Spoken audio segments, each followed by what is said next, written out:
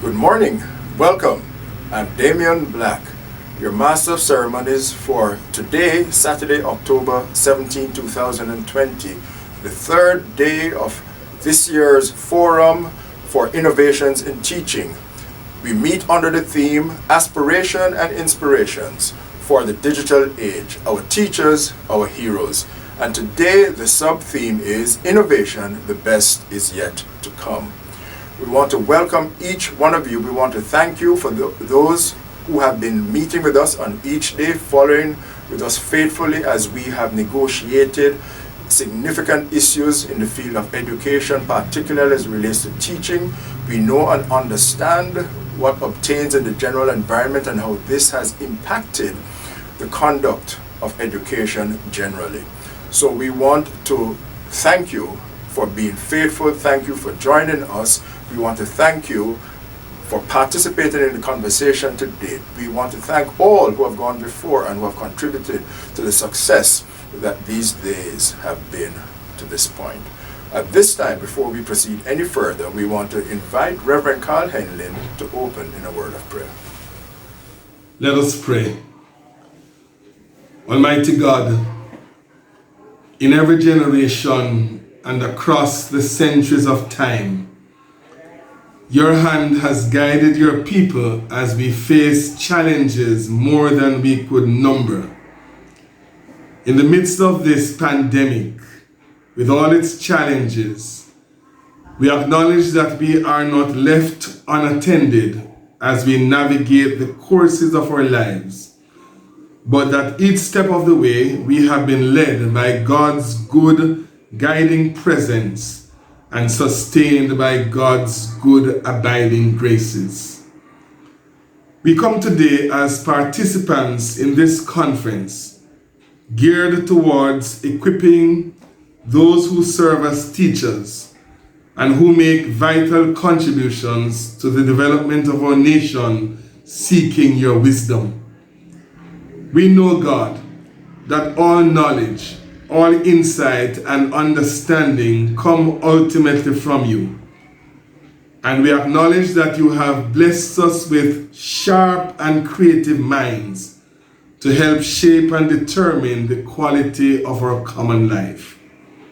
So today, in this conference, meeting under the theme, Innovations, the best is yet to come, we ask that such knowledge be found by us, and that through our deliberations, all of us will become more convinced and inspired, and then more committed to play our part in advancing the welfare of this nation of ours, and yes, for the whole human race.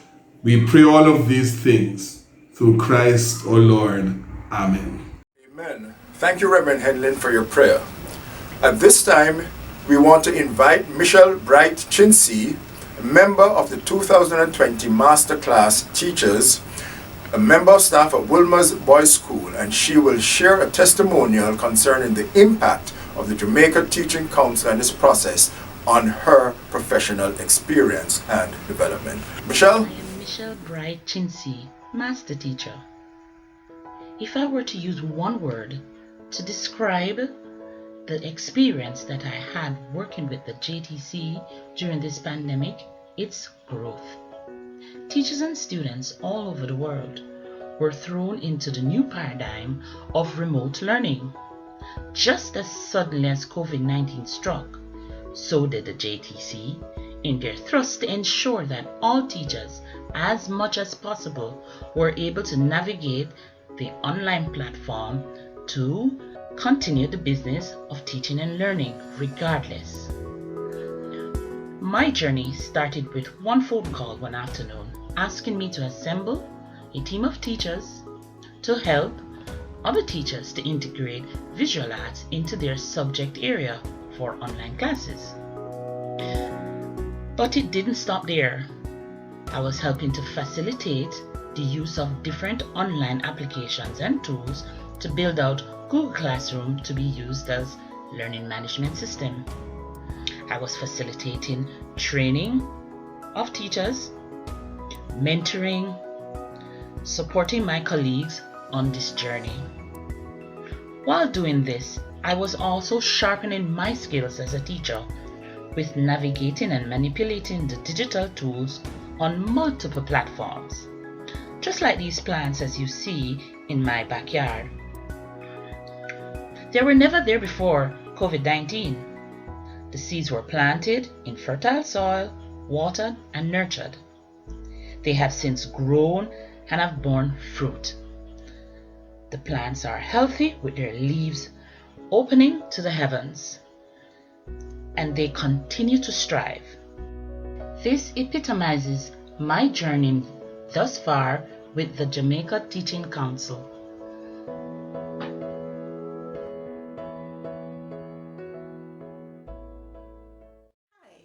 Could I predict that the academic year 2019-2020 would involve virtual learning?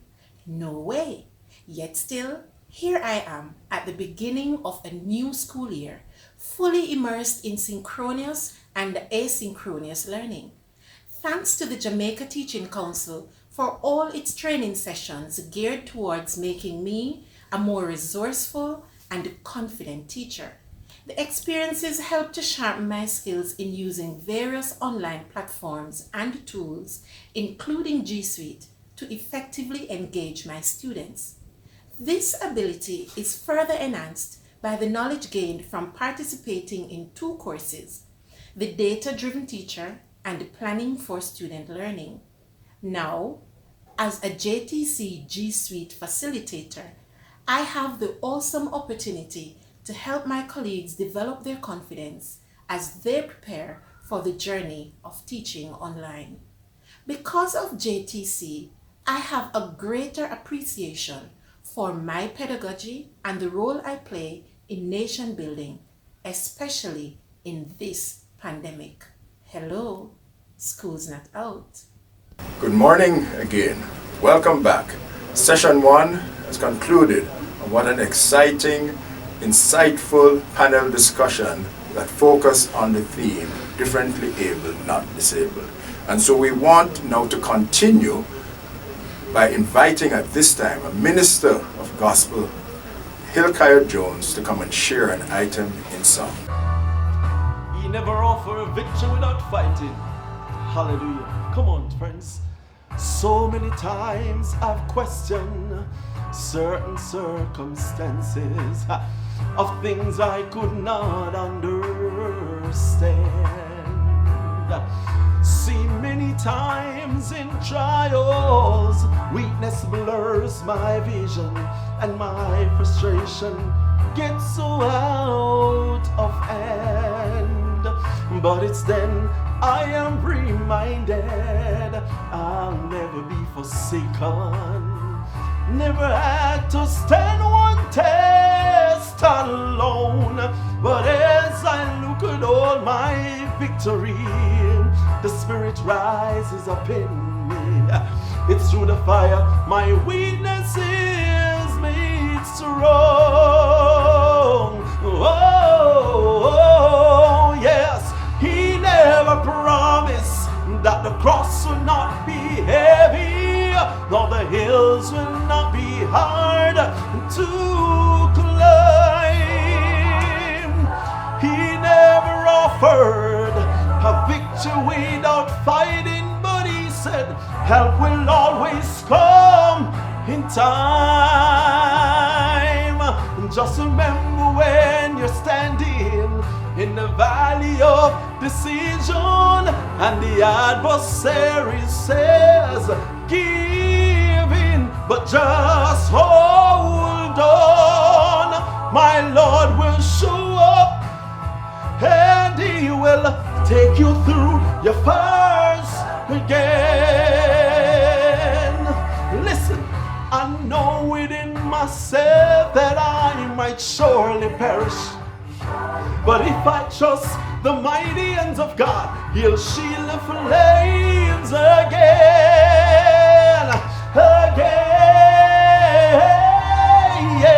He never promised that the cross will not be heavy, hills will not be hard to climb. He never offered a victory without fighting, but he said help will always come in time. Just remember when you're standing in the valley of decision and the adversary says give in, but just hold on. My Lord will show up and he will take you through your first again. Just hold on. My Lord will show up and he will take you through your first again, again, again.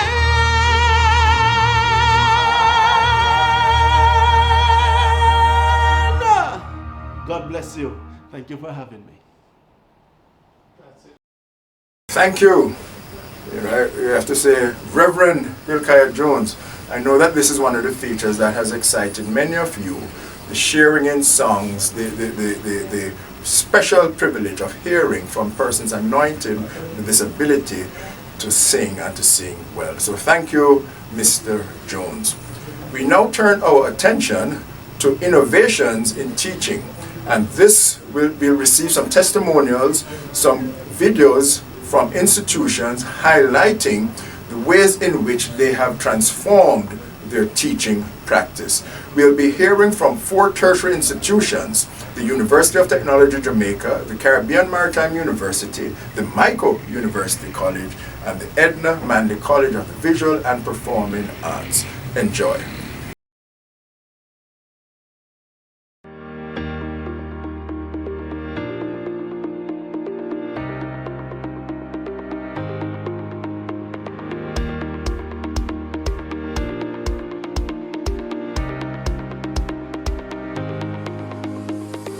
Hello everyone, I'm Nadine McLeod and I'm here to tell you how the University of Technology Jamaica, UTech, is using digital technology during the COVID-19 crisis.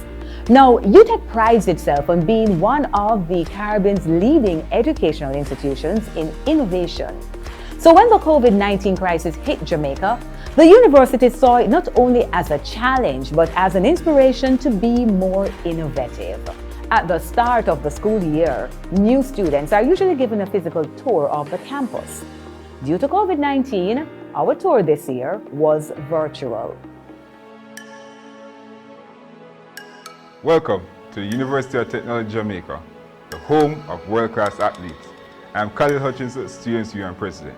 The aim of this tour is to showcase the faculties, colleges, departments located on the main campus and outside campuses of the University of Technology Jamaica.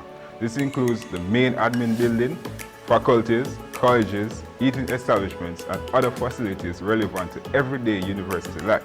This tour also aims to showcase and enlighten students about the cultural and heritage aspects of the university campus.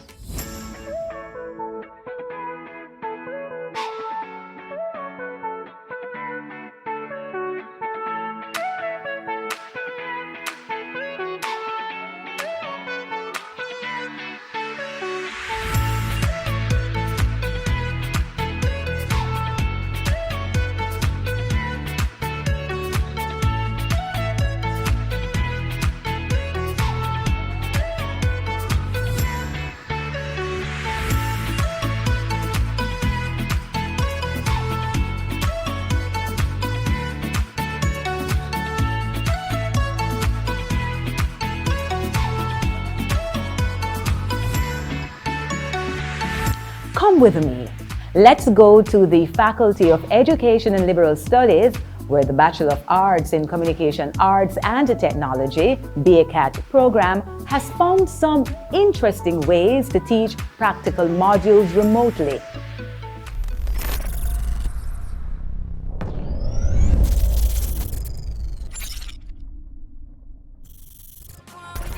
And due to COVID-19, all modules are taught online this year.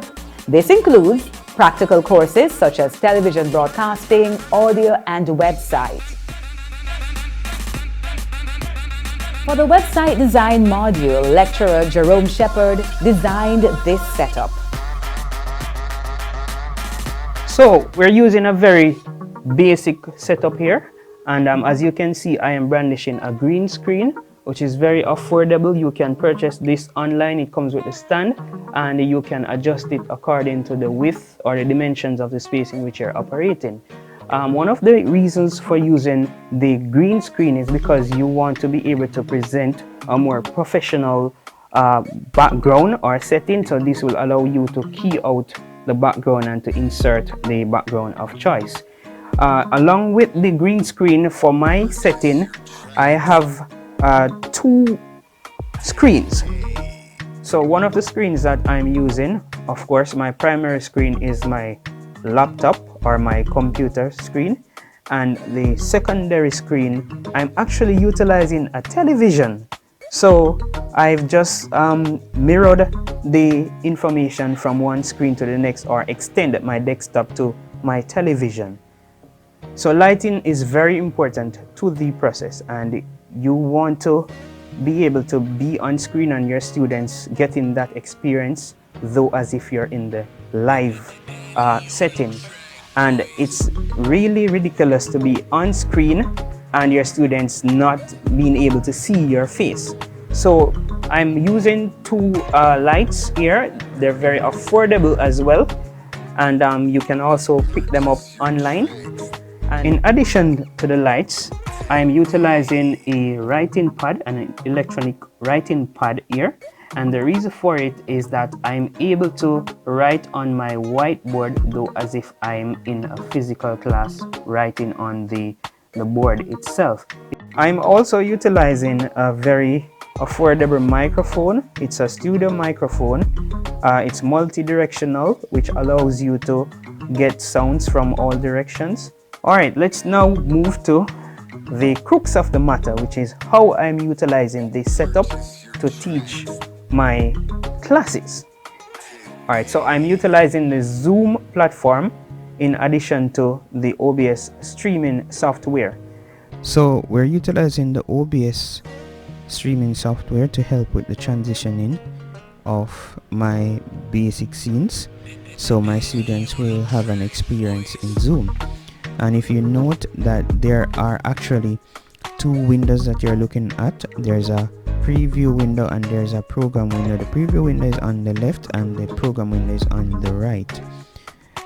The one on the right as a program window is what my students will be seeing in Zoom, and so we send this over through a NDI connection as a virtual input to Zoom, just like you would select your camera.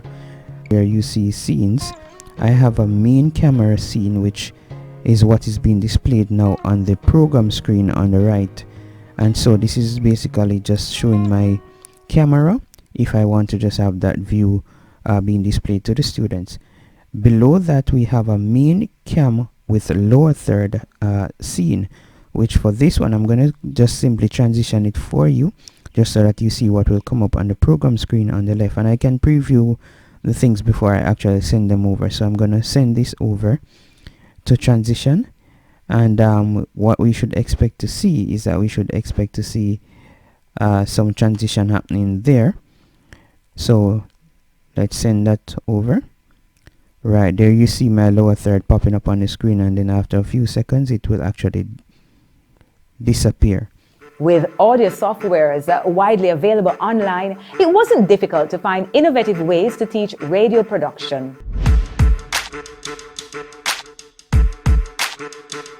In the past, we used to have the students here in person, face to face, where I'd have more close contact. I could teach them the lesson up front, direct, show them what needs to be done on their own system, and also demonstrate the practices through my own system on a projector screen. But now, given that we're all virtual, instead what you find is that I've been using the Zoom platform and sharing my screen to show them how to clean their sounds, equalize their sounds, get the best out of their audio production. And then likewise, we've been able to adjust and move forward by letting them share their screen, where they can now show back what we've taught, what we went through, and I understand that they've learned the lesson sufficiently. So.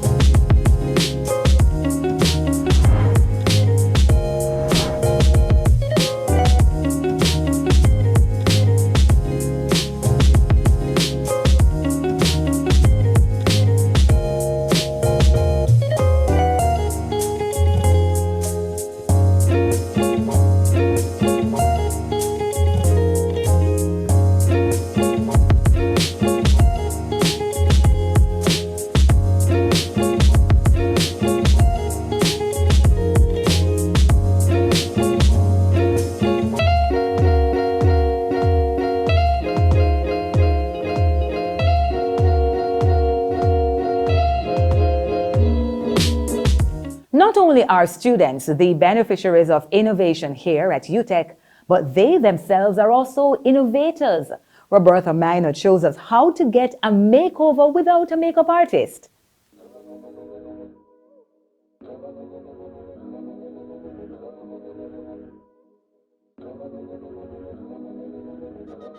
Composition is simply putting together, which is the arrangement and angle of the subject a photographer is capturing.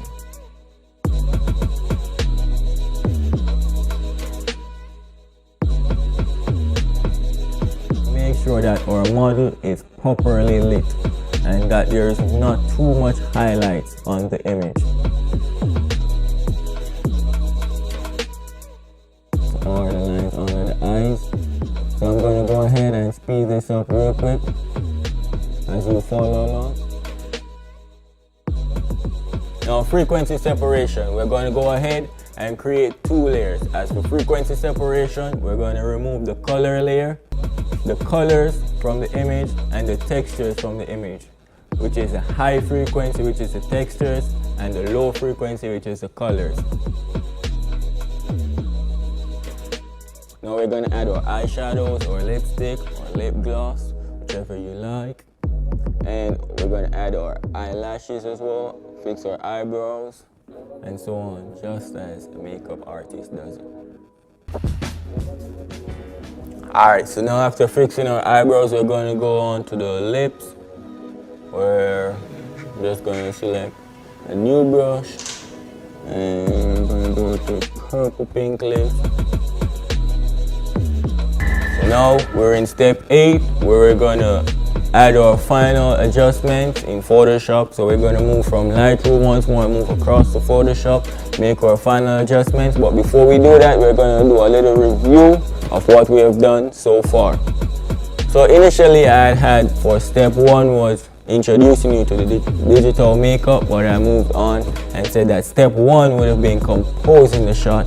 Then step 2 was importing the photo into Lightroom and Photoshop. Then we moved on to step 3 with our light adjustments. Then step 4 we did our spot removal. Then on to step 5 with our frequency separation, which is our most important step in the digital makeup process. Then on to step 7, where we made another image adjustments in Photoshop and Lightroom as well. Then into step 8, we added our eyeshadows, our contours, and made our face beautiful.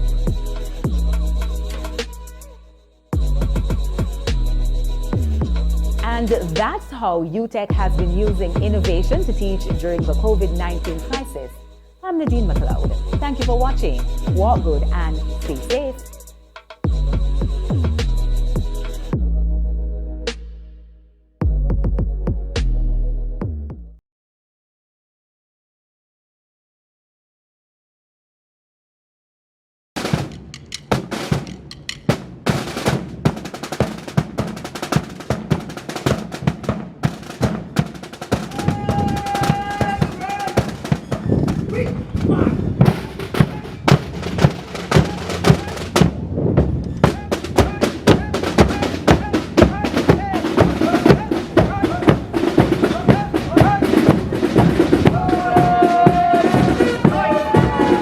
Caribbean Maritime University cadets on display at Parade Square on the main campus at Palisadoes Park in the Jamaican capital, Kingston. The campus is now 6,000 plus strong, a far cry from the 30 students around when the governments of Norway and Jamaica set up the institution that would eventually become the CMU, the Jamaica Maritime Training Institute, back in 1980 at Norman Road in Kingston. At the time, the plan was simply to train enough Jamaicans to man the 5-ship fleet of the Jamaica Merchant Marine. Devron Newman is the Dean of the Faculty of Marine and Nautical Studies, just one of several now at the CMU, and he was one of the first Jamaicans to be trained back in the 1980s. I decided to join the Jamaica Maritime Training Institute at the time because the opportunity presented itself, and I saw this as an opportunity, something different from the traditional career paths that existed at the time. The focus then was on short courses, just 3 months. It was very interesting, it was very challenging, it was different, but I think what made it most interesting was that we didn't know a lot about what we were getting into. That's my intake. And as of such, we enjoyed all the challenges that were presented to us. By 1984, the Norman Road location had become inadequate, and the main campus was moved to the current location, Palisadoes Park, on the shores of the Caribbean Sea, near Norman Manley International Airport. The partnership between Jamaica and Norway was strong. The Norwegians were very professional in their daily duties. They're very organized, very disciplined, and they taught us quite a lot. In the early 1990s, the Institute continued to expand. More programs were added, more staff recruited. I joined the Caribbean Maritime University in 1990 as secretary to the principal, Rudolph Boy-Rist. What was it at the time? At the time, it was the Jamaica Maritime Training Institute. By 1993, a name change. It was now the Jamaica Maritime Institute, JMI, and fully Jamaicanized. The first Jamaican executive director was appointed. It was a small institution. It was headed by Commander Michael Rodriguez. The student body was also small in number as well as staff population. In 2001, even more programs were added as the Institute expanded its focus, and a new name underscored the change. It was now the Caribbean Maritime Institute, CMI. Then came the big change, university status in 2017. In just a matter of years, the organization had expanded rapidly from short certificate courses to diplomas, undergraduate degrees to doctoral degrees. Those changes in terms of the status of the institution have given me a sense of pride in terms of where we're coming from. Knowing where we're coming from at Norman Road at a very small building which housed about 30 cadets at the time compared to what we are seeing today. That has been significant, and it's very much appreciated. Being a university that is the ultimate in terms of the educational institutional status, and it has afforded the seafarers not only the option of getting a certificate of competence, but also to be awarded with an undergraduate degree. The Institute was training far more professionals than just seafarers, to include engineers, logisticians, welders, to name just a few. Several other faculties had been set up and centers of excellence, such as the FESTA Authorized and Certified Training Center and the Center for Digital Innovation and Advanced Manufacturing, CDIAM. Nicholas Kitchen is Technical Marketing Officer at the CDIAM, which boasts the largest collection of 3D printers in the region and is a center of excellence in areas such as additive manufacturing, augmented reality, and virtual reality. He was a student during the transition to university status. Being a part of, or being a university now, gives you a greater sense of pride and a level of accomplishment which I can't even imagine. Now, for everybody is just so excited about the transition, everybody talks about it. We're now a university, we're now able to fully compete with the rest of the university around the world. And for me, that is one of the greatest things. It has been exciting, and it's really great to know that coming from a small project, which it was with the Norwegian and the Jamaican government, to standing on our own and owning ourselves as a university, it's really great to have been a part of that.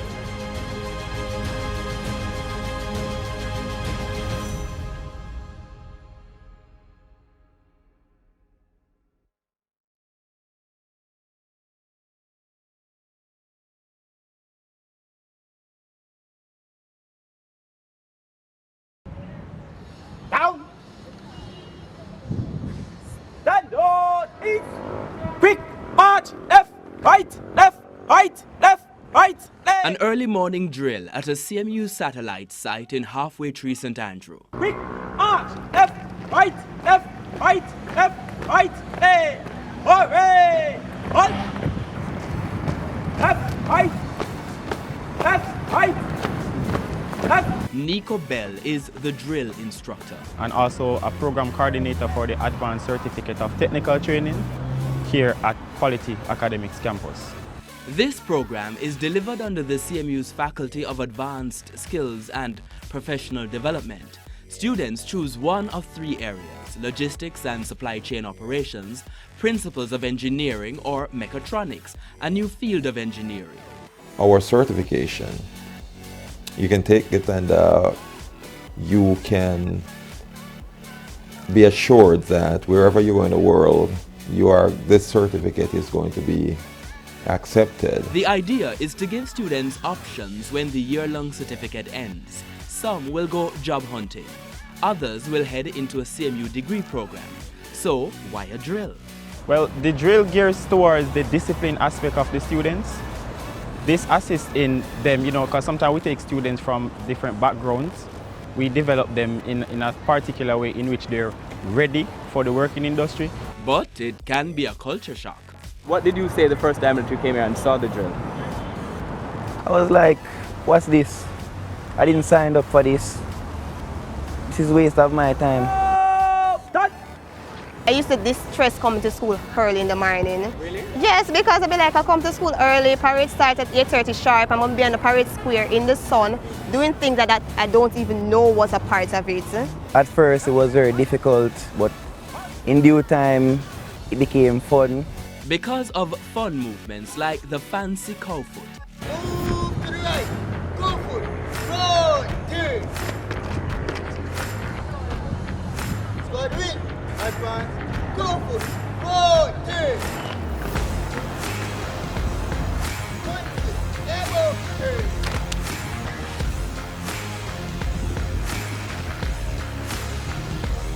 This is a movement done from the famous Cowfoot song a couple years ago, in which we integrated in the drill so they can get to understand that drill is not only standing in the sun and doing hard movements.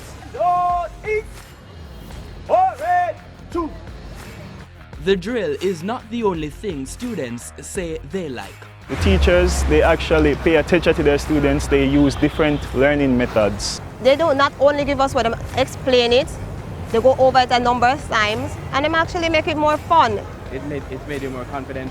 More confident to stand here in front of a camera, stand in anywhere and actually speak publicly. Have you seen this program do that for other people? Yes, I have.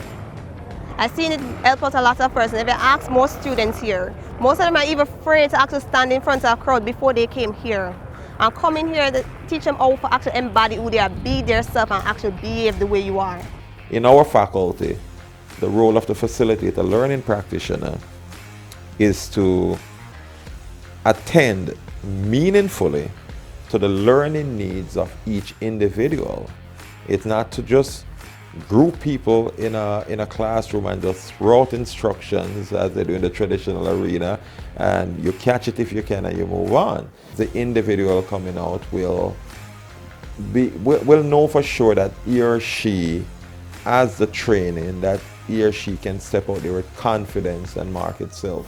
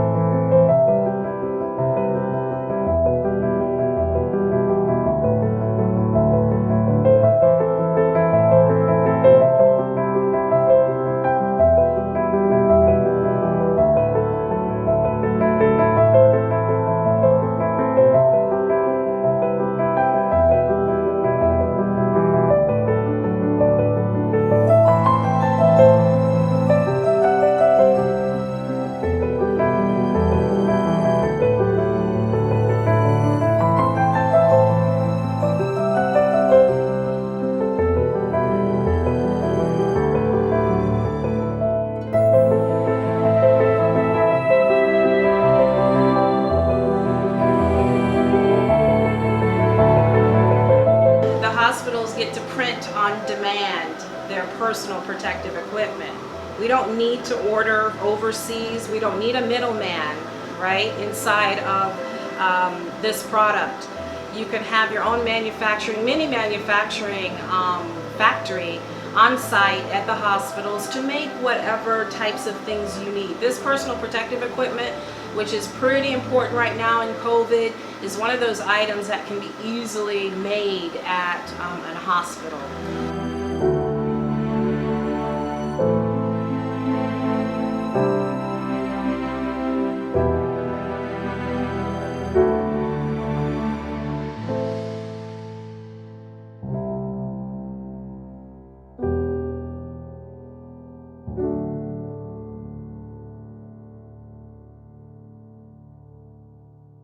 The Micro University College, a legacy that began over 180 years ago. Alumni that transcends the noble profession of teaching. An institution that prepares you for the rigors of local and international demand. A co-curricular program that makes us local, regional, and international champions. It is an experience like no other. It is the Micro experience. Database. The programs are rigorous and the teaching staff is very supportive. They want you to succeed.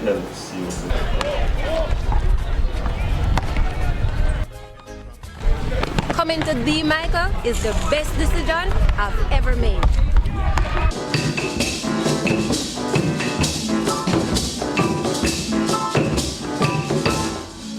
Some say there is no place like home. Well, I say there is no place like the Micro.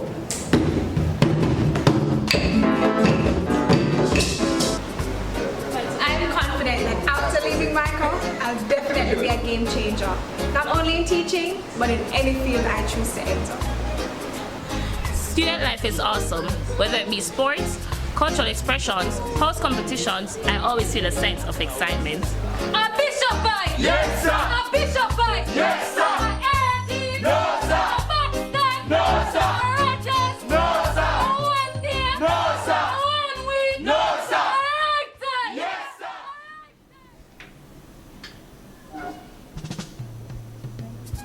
We are trained to be the best because out there in the high school we need our students to have the best education because only through education will we strive and be successful, and that is what we do here. We strive for excellence. I have grown to accept myself irrespective of the fact that I am visually impaired. On that note, I have developed self-esteem in such a way that I am now representing the Jamaica Visually Impaired Cricket Team and the West Indies. And for me, trust me, it's a sense of accomplishment for me. At the regional level, we have won all regional titles, and that is because of the contribution that the Micro has made to my life. Being a Micronian, it is encouraged that you participate in extracurricular activities. And what this does, it allows you to become a well-rounded individual. So my institution has my best interest at heart as it relates to me becoming the best teacher that I can be. Now, the Micro has two competitions that I enjoy. The Nathan Brissett Performing Arts Competition and the Leslie Henriquez Speech and Drama Competition. I can say that I have won numerous awards as it relates to those two competitions, and it allows me to express myself. So the Micro's aim is to allow me to be the best I can be, the best teacher I can be, the best individual I can be. The Micro is the teacher training institution to be. When we speak of academics, the Micro exposes its students, so its student teachers, to skills that will help or to train an excellent teacher in the 21st century to impact students of the 21st century. What I love most about the Micro is the intimacy of the institution. It is a small space, and so you have the opportunity to interact well and to get feedback from your lecturers. And you don't just get feedback, you get quality feedback that can assist you in ensuring that you produce quality work. I'm a student of Geography and Environmental Studies, and this degree not only qualifies me to be a teacher, but it also propels me into other career paths. For example, when I leave the MICO, I am qualified enough to work at the National Environment and Planning Agency because of the environmental studies of my degree. And so this degree is the perfect platform that will eliminate you spending additional years in another university just to become qualified for another field. The MICO is comprehensive. The MICO is an institution that coins or hones optimally rounded students. I am proud to be a student of the MICO University College.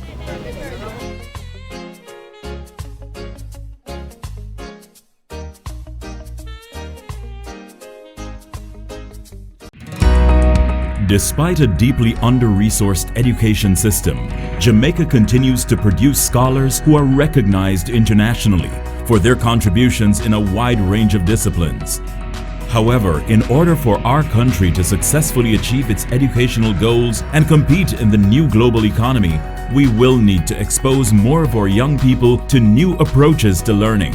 Jamaicans have always been a creative people, and we have been very creative in music, in arts, culture, but we need now to appreciate that we have to become creative in developing technology. And we have had in the past, and we continue to have people who have added to knowledge by virtue of their own creativity in science and mathematics and other areas. And we need to create more of them. And so we have to change the way in which our education system is working so that we give greater emphasis on people who can create, right? That is, use knowledge to solve a problem. The country's Ministry of Education has been mandated to integrate the teaching of STEM subjects into all levels of the curriculum. Given the chronic shortage of resources in the form of qualified teachers and learning material, bold moves will be required to achieve these goals. It is against this background that the MICO University College is on the front line and moving in to establish the National STEM Center for Research and Innovations in Teaching and Learning. As the region's premier teacher training institution, the MICO has been providing specialist teachers in mathematics, the sciences, and special education. The college is therefore uniquely positioned to lead the charge in facilitating training, research, and sharing of best practices in STEM education. Here at the MICO, we have started what we call our Smart College and Smart Classroom project, where we're trying to now refurbish and reorganize our classroom into a modern space where teachers can now operate at that level. You know, the American society is built largely on small businesses. You know, the idea that you're going to go out there to work for a job is something we need to reflect on to determine if that is what we want to prepare our children for. They must be prepared to engage in problem solving so as to be able to create artifacts that they can use, they can sell like commodities. It's difficult for you to work to gain wealth. You know, when it comes to wealth, you have to talk about they're going to have a bunch of people working for you, or you're going to be able to have a product like the iPhone or the iPad or the Android devices that people will want to buy.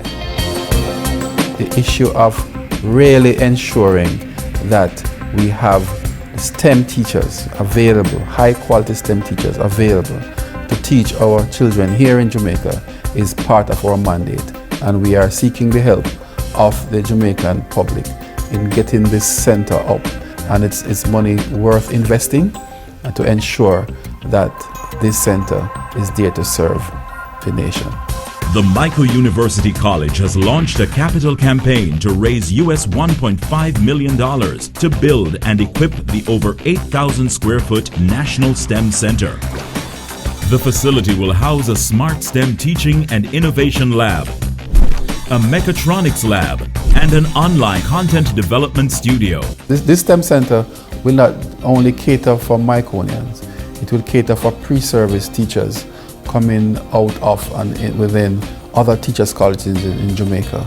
But apart from that, we believe that we should prepare professional development programs for in-service teachers across the island to equip them to be able to carry out this modern technology, but also to be comfortable with the new curriculum as put forward by the Ministry of Education. Within 10 years, many jobs will be replaced with artificial intelligence and automation, which will require special skilled personnel to develop and manage. STEM skills is a must-have in the 21st century.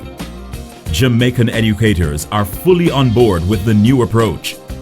A number of schools have begun introducing robotics into their curriculum as a way of encouraging students to apply concepts learned in mathematics, science, and engineering to solve real-life challenges.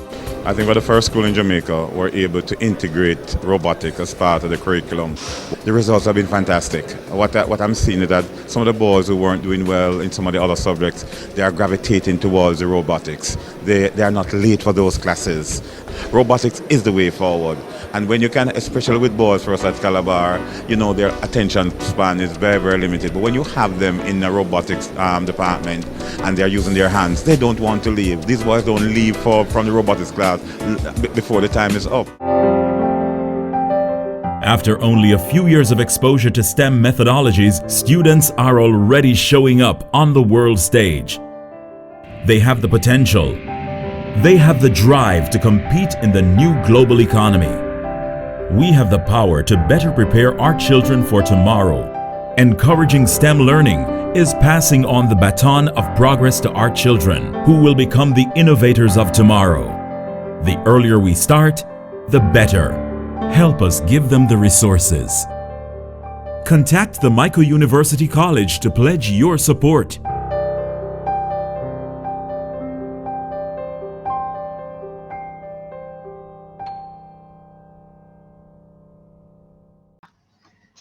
Okay, good day. Hi, welcome to our conversation that we're going to have today. We are from the Edna Manley College of the Visual and Performing Arts. My name is Sophia McCain. I am the chair of the Education Board of Studies at the college and the head of Department of Dance Education, the School of Dance. We also have in this conversation Owen Blacker Ellis, who is a senior lecturer in the School of Arts Management and Humanities, giving us that wonderful smile and thumbs up. And then we have Miss Wendy Ann Brissett, who is head of department for humanities at the School of Arts Management and Humanities. And we're really glad to be a part of this conversation with JTC about innovations in teaching. COVID-19 has no doubt created these possibilities, we want to term it as possibilities, that we can use to our benefit in teaching. And so we just want to have a discussion. We're no experts, but we're just sharing what we've learned so far. And we hope that it can be a conversation that will be beneficial and you can apply. And we're also excited to hear from you what your thoughts are. So I'm gonna, without further ado, I'm gonna throw it to Blacker, who will take us through his thoughts. Then it will be Wendy, and then it will come back to me, Sophia. So let's go. I think I would begin by quoting Charles Dickens in his book, The Tale of Two Cities, when he said, it's the best of times and the worst of times. And it certainly is, because it's been difficult. But we have also been forced to, as I said, pivot and rethink and reevaluate and also redesign how we do teaching and learning. And it has been, for me, a mixture of challenge and opportunity to learn and grow. And I'm never too old to grow, right? And so I initially approached the whole idea of online teaching with real fear, because I am not really wonderfully au fait with technology. I'm from the old school, and I would just love human engagement. But I found that my attitude to online teaching has changed as my mastery over the technology has improved and increased. We have a real wonderful support system here at Edna Manley College. So my colleagues were good, were able to teach and show and guide me, and I'm now doing quite well, sailing smoothly. And what I've discovered is, with all its challenges, there are some real strengths and really, really wonderful ways in which the online platform helps us to do teaching better. Actually, I find that there's greater accountability and transparency. Students are also forced to take greater responsibility for their own learning. The content is up there on the platform. They can go and see it. And it makes some things easier. For example, a student joins the course late, 5 weeks in the semester, and they miss 4 weeks. But they can go on the platform and the content is there for all 4 past classes that they would have missed. My supervisor can go on and check what I'm doing. So it makes everything more transparent, more accountable, and that makes my job easier as a teacher. Also, being forced to put everything up. Normally, I do a lecture, I talk and engage them. They talk back with the group stuff and it's done. And they have to now recollect that with their own notes. Now we have the recording of the meeting via Zoom, and they can go to Moodle and find what happened last week. And all the work plan is there. The weekly plan is there. The course outline is there. When they would have lost the course outline that I gave them by hand, there's a copy uploaded on the Moodle platform. So it makes everybody's job easier. It makes their learning easier and my teaching easier. And even though, the idea is that when we go back to quote unquote normal, how much can we retain from this to help us do a better job? It's been challenging, but it's refreshing, and I'm learning, and I'm certainly embracing it. Moodle is working for me. Wouldn't you agree? Well, thank you, Blacker. So I will, like Blacker, I was very challenged with this online modality, especially when it included working from home. And we're having a conversation, right? Because I really considered home to be family time. So I was very much against working from home and teaching from home. However, we have to make a choice. And I don't know who this quote is from, but we're between a rock and a hard place, right? And so as teachers, as parents, as guardians, as family members, we also have to figure out what is better, teaching from home, working from home, or sending out, engaging outside of the home, putting ourselves at risk. And so at the college, we are using 2 platforms. We use Moodle and Zoom. And initially, the college was testing a few online platforms in the previous semesters. And so we were kind of testing it. But when we were thrown into it last semester, we had to find ways in which to really engage in Moodle. And so I find that after having accepted that, yes, I have to teach from home, I find that the platforms are very useful. Moodle allows us to engage in synchronous and asynchronous activities. And what that really means is that, as Blacker said in his contribution, is that we can upload information. Students can peruse the information at their leisure in their own time. We do have accountability in terms of when they do that, because on Moodle, and it's so interesting because Moodle has a lot of untapped, I believe, possibilities. So for example, it was very exciting for me, it has been very exciting for me to set up forums where they can discuss, to load videos, to set up quizzes where they can just go through the quiz marks itself, and then the feedback is already there for them to see if they get a wrong answer, why it is wrong, right? So Moodle for me is very exciting, and it also offers me the flexibility to respond to the students, right, individually, all right? Also at the college, we have special needs students. So currently, we have blind students and deaf students. And while we had a challenge, yes, we had a challenge in the face-to-face, so we also tried to minimize the challenge in the face-to-face. But in Moodle, we also try to minimize the challenge, because whatever the deaf students can't listen, they can read, right? And they can write. And whatever the blind student can't see, she can listen. And so the fact that we have different types of engagement, that Moodle facilitates different types of engagement, it still works for the students. So it's not all glorious, because our electricity providers, yes, let me whisper, our internet service providers, yes, or I should talk loud, right? The electricity provider and the internet service provider, right? And of course, the other stakeholders, there are challenges that are presented at times, but again, as I said, Moodle allows for, if a student is not able to get on when we're having a live class, Zoom allows for it to be recorded, Moodle allows for it to be posted that day, and so they can see it at another time. So we are in new times, and I don't know how new it will be or how long it will last, but personally, I do appreciate the online learning facility. And, you know, I think it will only get better with time. It's new for everybody.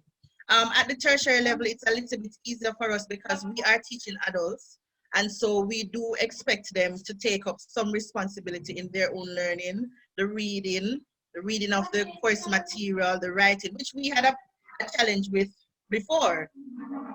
You know, so they're forced to read and they're forced to respond in writing. I know it may be a little bit more challenging for primary school teachers and high school teachers, but we're all still learning. I think we should really take this as an opportunity to invest in ourselves in terms of upgrading ourselves for the technology. We are looking at digital natives. The students that we're teaching now are digital natives. So it's really an opportunity for us as teachers to go into their world. So they're not just using the gadgets for games and communication, and, you know, it's time for us to see how we can integrate education into the platforms and the gadgets. So that's my contribution. Love, love, love Moodle. Really appreciate the support that Edna College, the MCVPA's IT team gives to the college in terms of the support and responding quickly to our queries. And yes, I think it's the way to go, at least for now. And so Sophie, Miss McCain. I don't mind Sophie at all. Right, I agree. I endorse. I feel similarly. Not so much like Blacker in terms of afraid of the technology, but I am one of those. I don't know if I'm a digital native. I think I have the benefit of being a boatie. So I'm part of the analog. I love my paper and pen right now. Oh, yes. I'm taking notes with my pen and my paper, and I always journal. But I also am part of the generation that saw just the exponential growth of the technology. And so when, you know, the first phones and the smartphones, you know, I was a part of that. So it's kind of, I'm always in between both because I kind of feel connected to both. So I wasn't necessarily afraid, but as a dance lecturer, of course, the big conversation with all of my friends and anybody else that I know, then, oh, you teach dance online. And that was the big question that had to be answered. An attempt had to be made because COVID kind of caused this kind of scenario. I definitely feel, before I go directly into dance education, you know, that the truth is, when I think of learning and technology, there's a way in which sometimes we get overrun with the right gadgets to use, the right programs to use, how to use a program, tutorials. You need to be a master of the technology. And there's almost this trepidation when you approach it because you're like, I'm not a computer expert. But the truth is, the expert that you are is the teacher. And so it's the teacher inside of us who should be the lifelong learner that now has to transition the role now to find out, how can I learn this to function in the best way to facilitate my students? And so I found that the initial stages when we had the whole, as of March, no face-to-face, I had students who were finalizing in their teaching practicum. Like they literally can't go to school because schools are closed and they're wondering, how am I going to complete my degree? And the first couple of classes we met online via Zoom at the time. And it was really when I was thinking, okay, this is the content I need to go through. I need to go through with them how to use technology to teach and what we're going to have to do moving forward. It was just a check-in. It was just like, how are you? You know, how you managing in COVID? And that kind of connection, you know, you kind of inadvertently, it's kind of it's a leveler in some extent, because everybody has the effect of maybe the power outage. Some people have a generator, but you're into people's homes without, you know, you can't do anything about it necessarily, you know. We're able to see that we just live in a kind of a reality where children are at home. You may hear the baby, you may hear the little sister. It's a way in which I feel we need to get back to that. Sometimes we get so professional and everything has to be clinical to the point of you're gonna collapse if somebody passes in your background, you know, because you're like, oh my God, who knew I had people here in the home? You know what I mean? So there's a way in which it kind of allowed me to connect. You know, we were able to talk about things in the background. You know, persons were able to say, yes, miss, that's my little sister. And, you know, you say hi to the little sister. So I feel like the technology, as much as it can separate and as much as it can make us feel like, what should I do?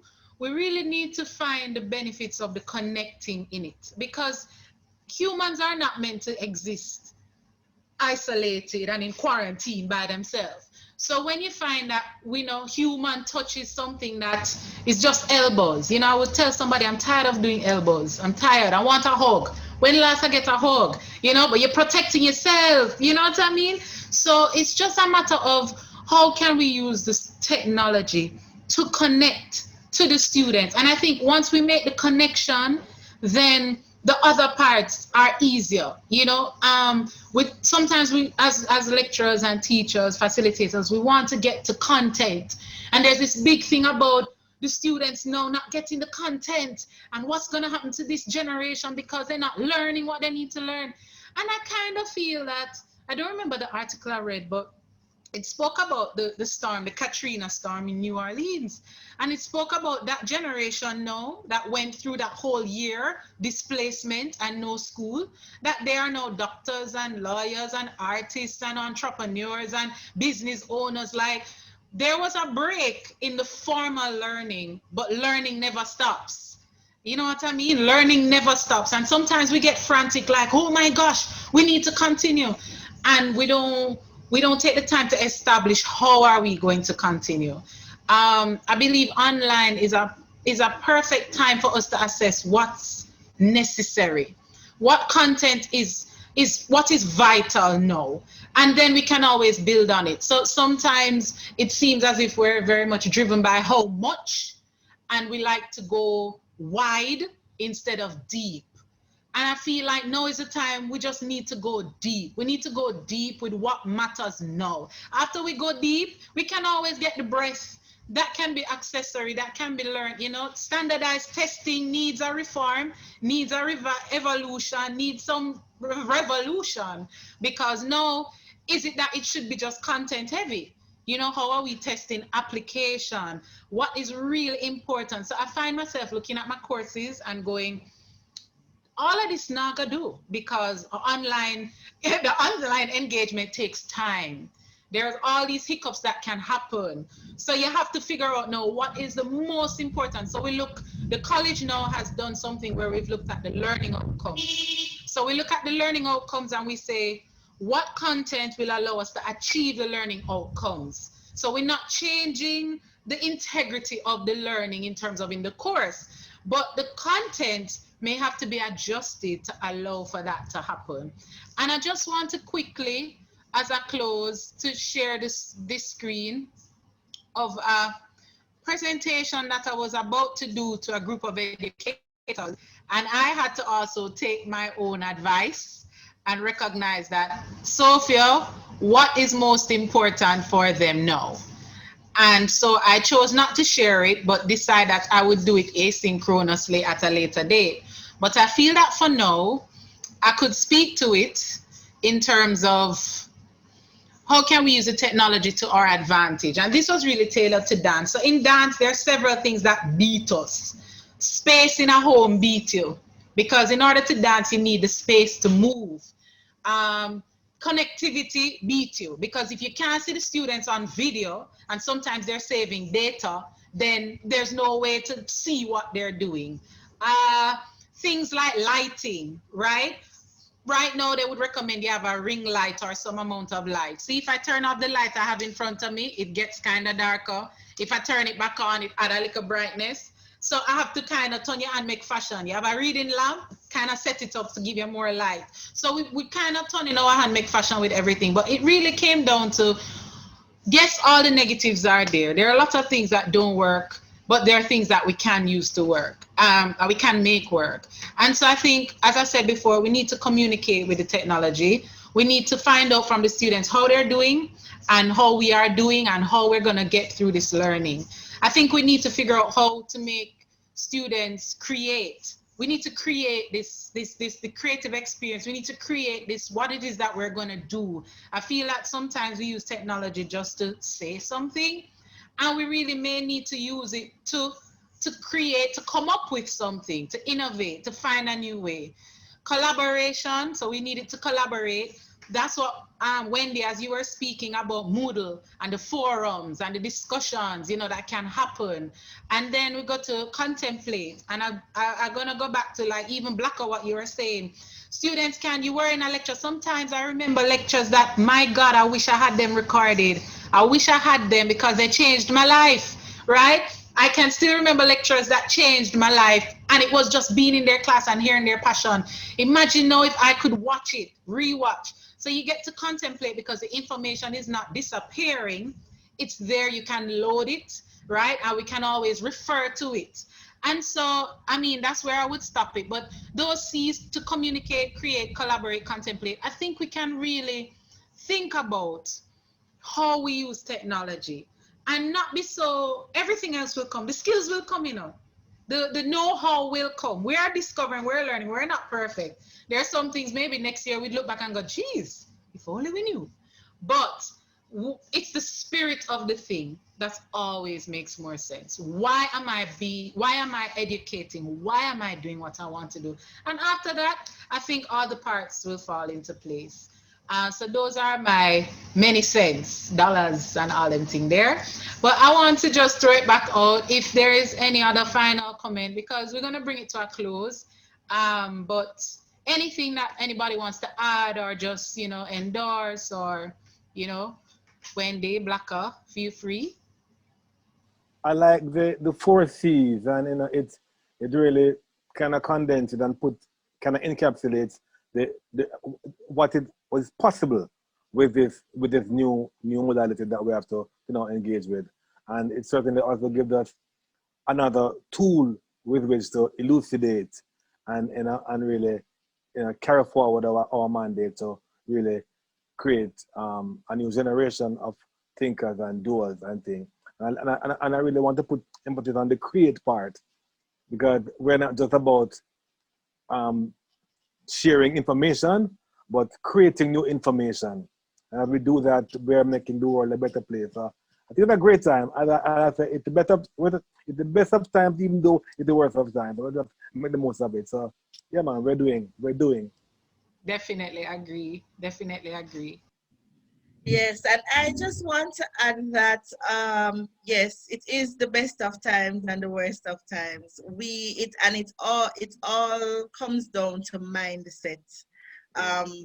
I personally am excited about.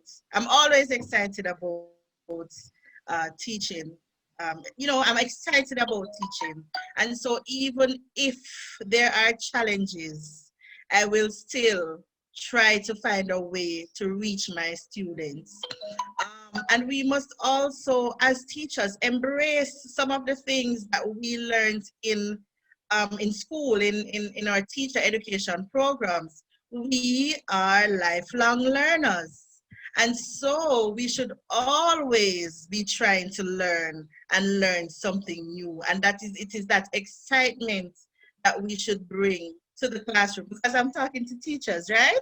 Yes. So even though the parents are complaining, the students are complaining, everybody complaining, right? What is our mandate as teachers? We can't, school is sometimes that home away from home, that we found ourselves as teachers involved in so many other things, right? We were nurses, we were counselors, we were everything, right? But what is our mandate now? And so if we get back to our mandate, maybe we can get back into being all of those things for students. But right now, with the technology that we have, we can't just throw up our hands and say, oh my gosh, it's not working, right? What can we do as teachers to make sure, to ensure that we are teaching? Yes, and that's my final word. I feel like I want to say amen. So with that, amen. I just want to say a big thank you to JTC for this opportunity. If you need any recommendations, you know, we can share what we've done in terms of activities with the arts online. We can do that. You can email us, any one of us. So it would be Wendy-Ann.Brissett, or it would be Owen.Ellis, or it would be Sophia.McCain at emc.edu.jm. So you can shoot us an email if you heard the presentation and you want to make contact and you have a question or you have an idea, because we have the ideas and we need the ideas to get this thing going. Feel free, we're welcoming it. I think in this time, we realize how much we need each other. So there's no man that's an island. Even though we're forced now to stand by ourselves, we need to collaborate. And even more so, the Caribbean as well. Beautiful, we need to come together now. And sometimes we try to look to what's happening in first world. We are our first world. We know what we can do here, right? Jamaica to the world, the Caribbean. So let us now use this time as an exciting time. What could we develop in IT, in learning software that would help, you know, what kind of, so the world can look to us. So as Wendy said, it's an exciting time. It's the best of times because it forced everybody to reconsider what's important. It's the worst because, you know, we're definitely sympathetic, empathetic to all the loss and the health sector and everybody else that is, you know, everybody is under a crunch, persons have lost their jobs, but we just need to hold each other's hands, well, virtually, and try to stay afloat with, you know, what we know. And I think we have the support in each other and we can make it happen. So again, much thanks, much love from Edna Manley College of Visual and Performing Arts, and we hope to reconnect at another time. But for now, everybody can just wave. Yes, and that's it from us. Thank you so much. Bless you.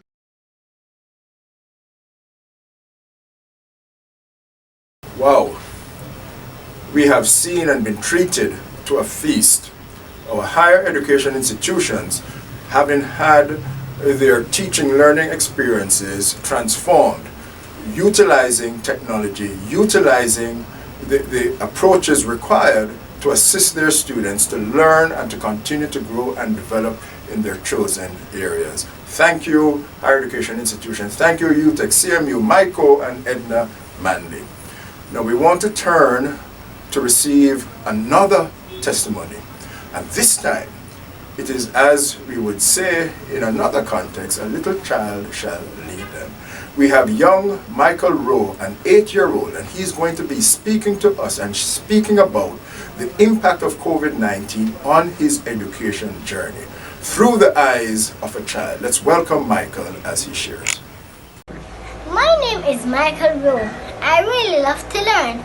Ever since this pandemic and increasing knowledge I have earned, woke up on this particular morning, routine ready, but then I got the news. Just listening to the Prime Minister saying, today close all the schools. We couldn't go to the movies or restaurants. Even if we played, there was no football or parties on the weekends. The world got as quiet as can be.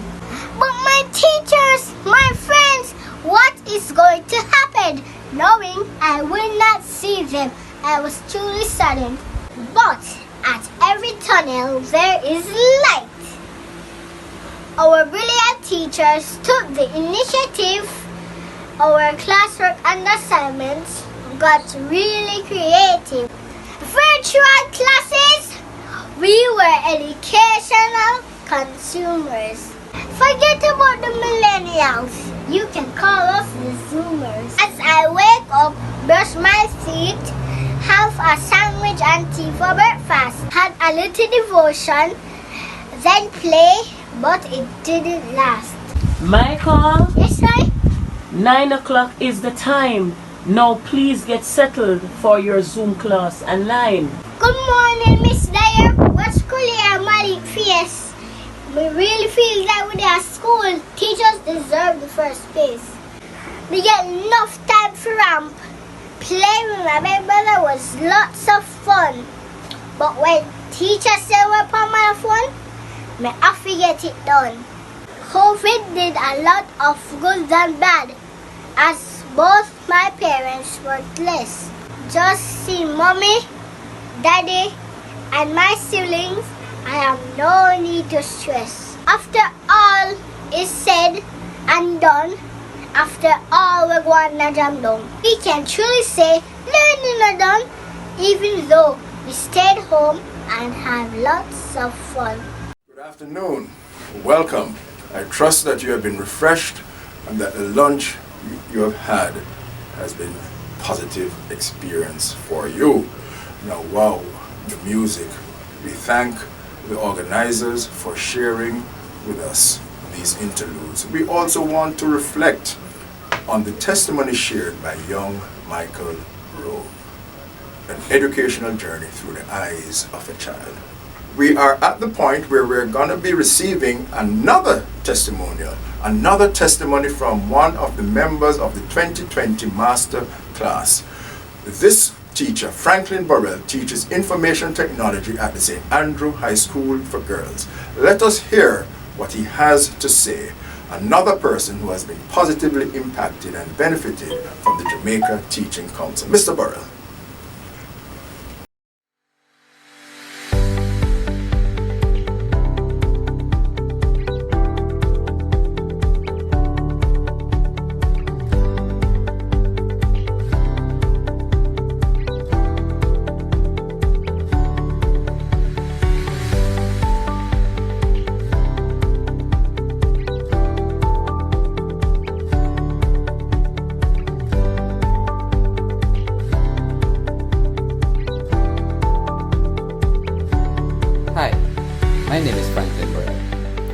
My experiences with the Jamaica Teaching Council has been a very fruitful and exciting experience.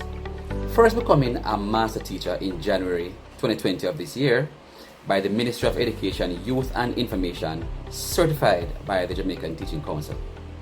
I was also certified as a teacher mentor by the JTC. I was then requested to be a part of a review panel for the marking of portfolios for prospective master teachers. Then comes the dreaded pandemic, COVID-19, which saw schools closing their doors in March of this year. But the work of the teacher must continue. I was then summoned to start the first set of training on how to navigate the Zoom platform. That experience was a wonderful one for me, as I was able to help my colleagues to learn how to use the technology in the classroom. My intention was, when they are through with this training, that they would now go back to the classroom and will be able to use the technology in a very efficient, engaging, and effective way, so that the learners can be affected in a positive way. It will affect teachers in the way they teach, it will affect how learners learn, and it will also affect the way we as teachers carry out assessment in the classroom. The JTC trained us to be master trainers as they realized that the work will have to continue because, of course, the pandemic was far from over. I want to take this opportunity to say thanks to the Jamaica Teaching Council for recognizing teachers on World Teachers Day 2020. This was done in order to recognize those persons who did some work to help their colleagues to transition through this very difficult period of their lives. The theme was Leading in Crisis, Imagining the Future. This was indeed one for the occasion. I will continue to make myself available to the Jamaica Teaching Council in whatever capacity I am needed as we move forward with this harmonious relationship. Thank you.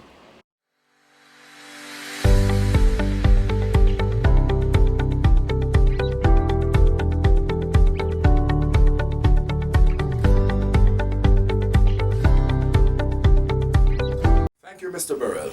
It's quite important, critical, that we hear testimonies from individuals who have been impacted by the Jamaica Teaching Council. We want to know and see how this agency is impacting the lives of the educators and, through them, the children within and across the system.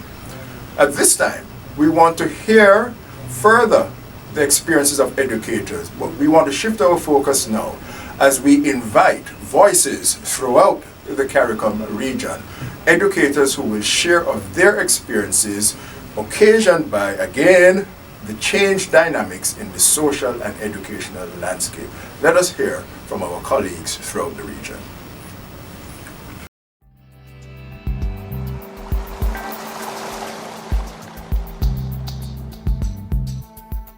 Good day, especially to our candidates, parents, guardians, teachers, universities, and employers.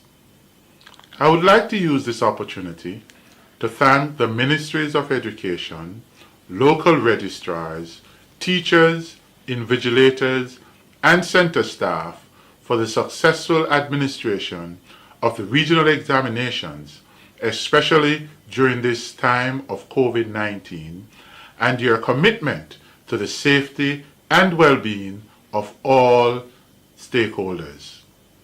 Your service to the region and the development of our young people is commendable. In March 2020, when COVID-19 became a reality for the Caribbean, it required organizations, including the Caribbean Examinations Council, to create an alternative strategy to facilitate the advancement of students to the next level in their professional development. In July, the threat of hurricane for a short period affected administration of examinations in the sub-region of the Organization of Eastern Caribbean States. I am happy, however, to report that we were still able to accommodate those candidates affected, thanks to the collaborative efforts of the Ministry of Education, local registrars, and the CXC. Where candidates in territories were seriously affected by COVID-19 to the extent that they were unable to sit their examinations, these candidates will be allowed to do their examinations at the next available sitting free of charge. As the regional examinations body, the Council maintains that grades awarded must be valid, equivalent, and fair. In rethinking the way forward, the Caribbean Examinations Council created a modified approach to the administration, marking, and grading of CSEC and CAPE examinations. A modified approach was also applied to CVQs. The modified approach included the administration of one common paper, the multiple choice paper or paper 1, the moderation of all school-based assessments, and the administration of the alternative to SBA paper 3-2 for private candidates. Without paper 2 being administered, the Council had to give more careful attention to equivalence. Equivalence means that from year to year, candidates who earn the same grade demonstrate the same level of performance. Here are some points that will assist you in understanding the grading process. The determination of grades will be modeled to account for the performance according to the candidate's competence on each profile. There is no adjustment to weighting of papers since the modified approach being used excluded the paper 2.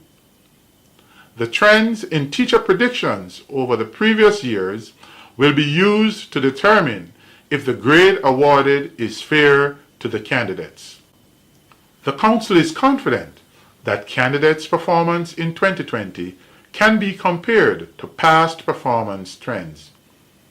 The basis of this confidence is that a candidate who is awarded a particular grade in 2020 will have similar characteristics and performance on the multiple choice and SBA papers as a candidate who was awarded that grade in previous years.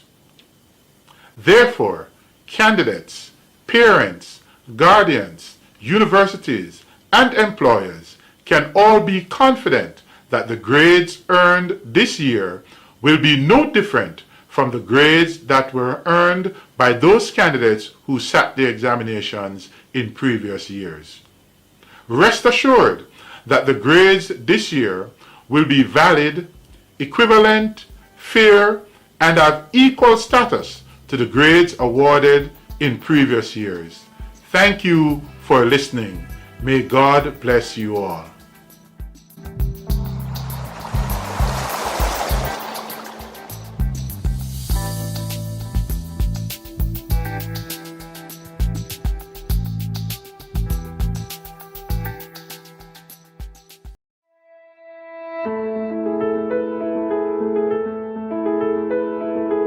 Teacher-led professional development would be the most effective approach. Where teachers are placed in the driver's seat is a good thing. Education trends are consistently changing. We share ideas, and sometimes what we find, it may work in one class.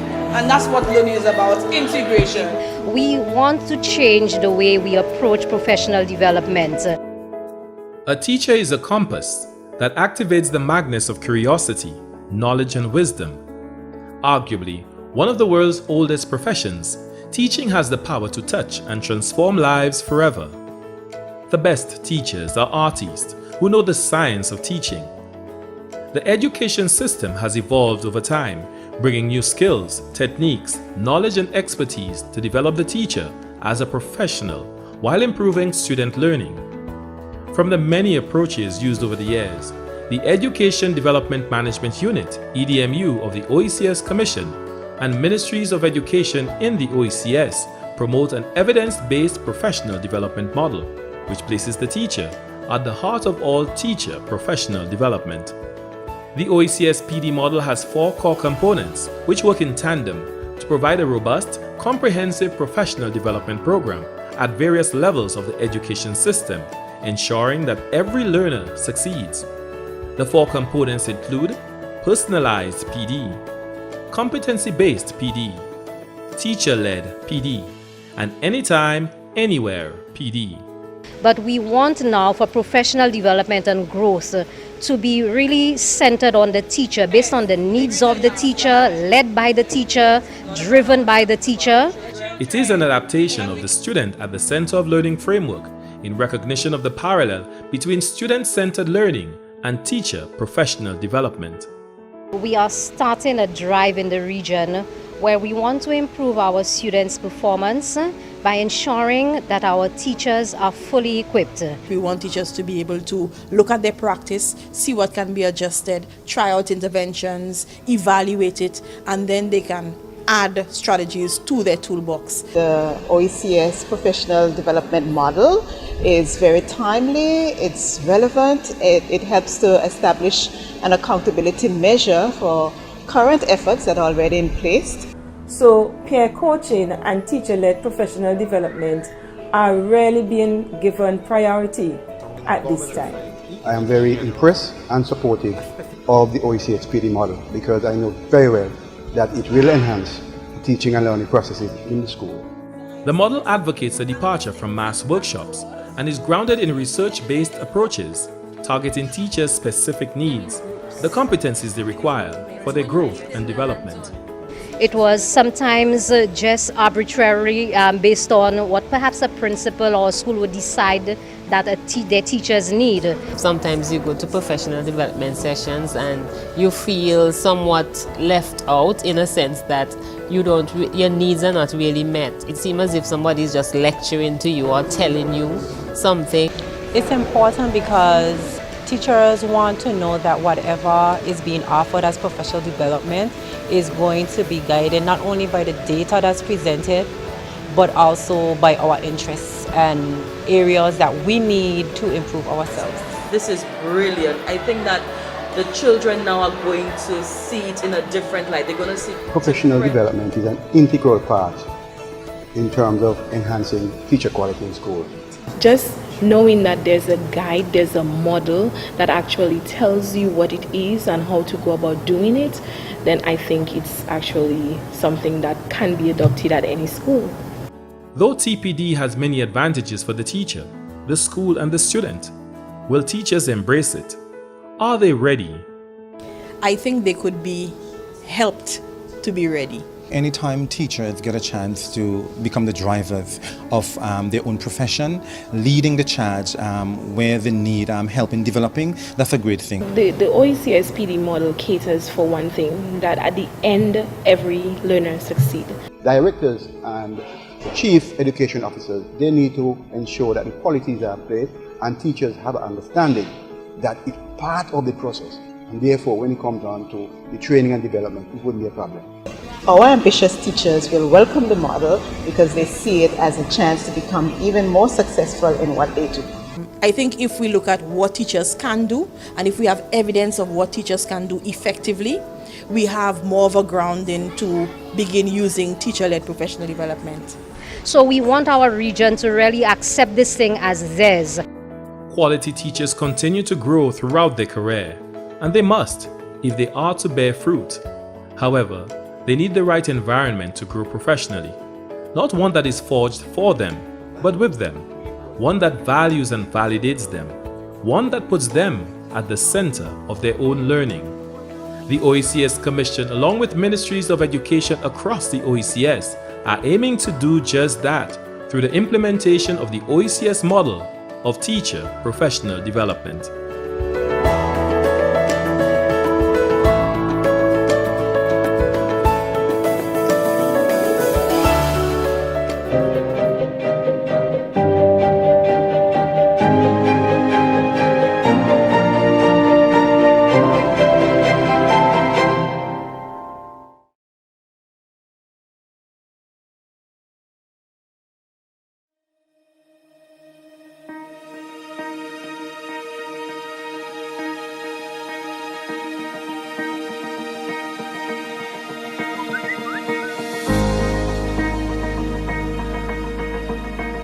Dear Miss, with all that has changed in our education system the last few months, we just wanted to say thank you. Thank you for being patient with us. Thank you for also being patient with Mom and Dad. Thank you for making our classes fun and exciting even though they were virtual. You have been awesome. You have been kind. Have been strong. For all of us. We've missed our friends, but we're glad you've been right by our side. So for now, have a great summer break. You deserve it. Enjoy. But before you go, Nouveau Lady, merci. Thank you. Thank you. Thank you.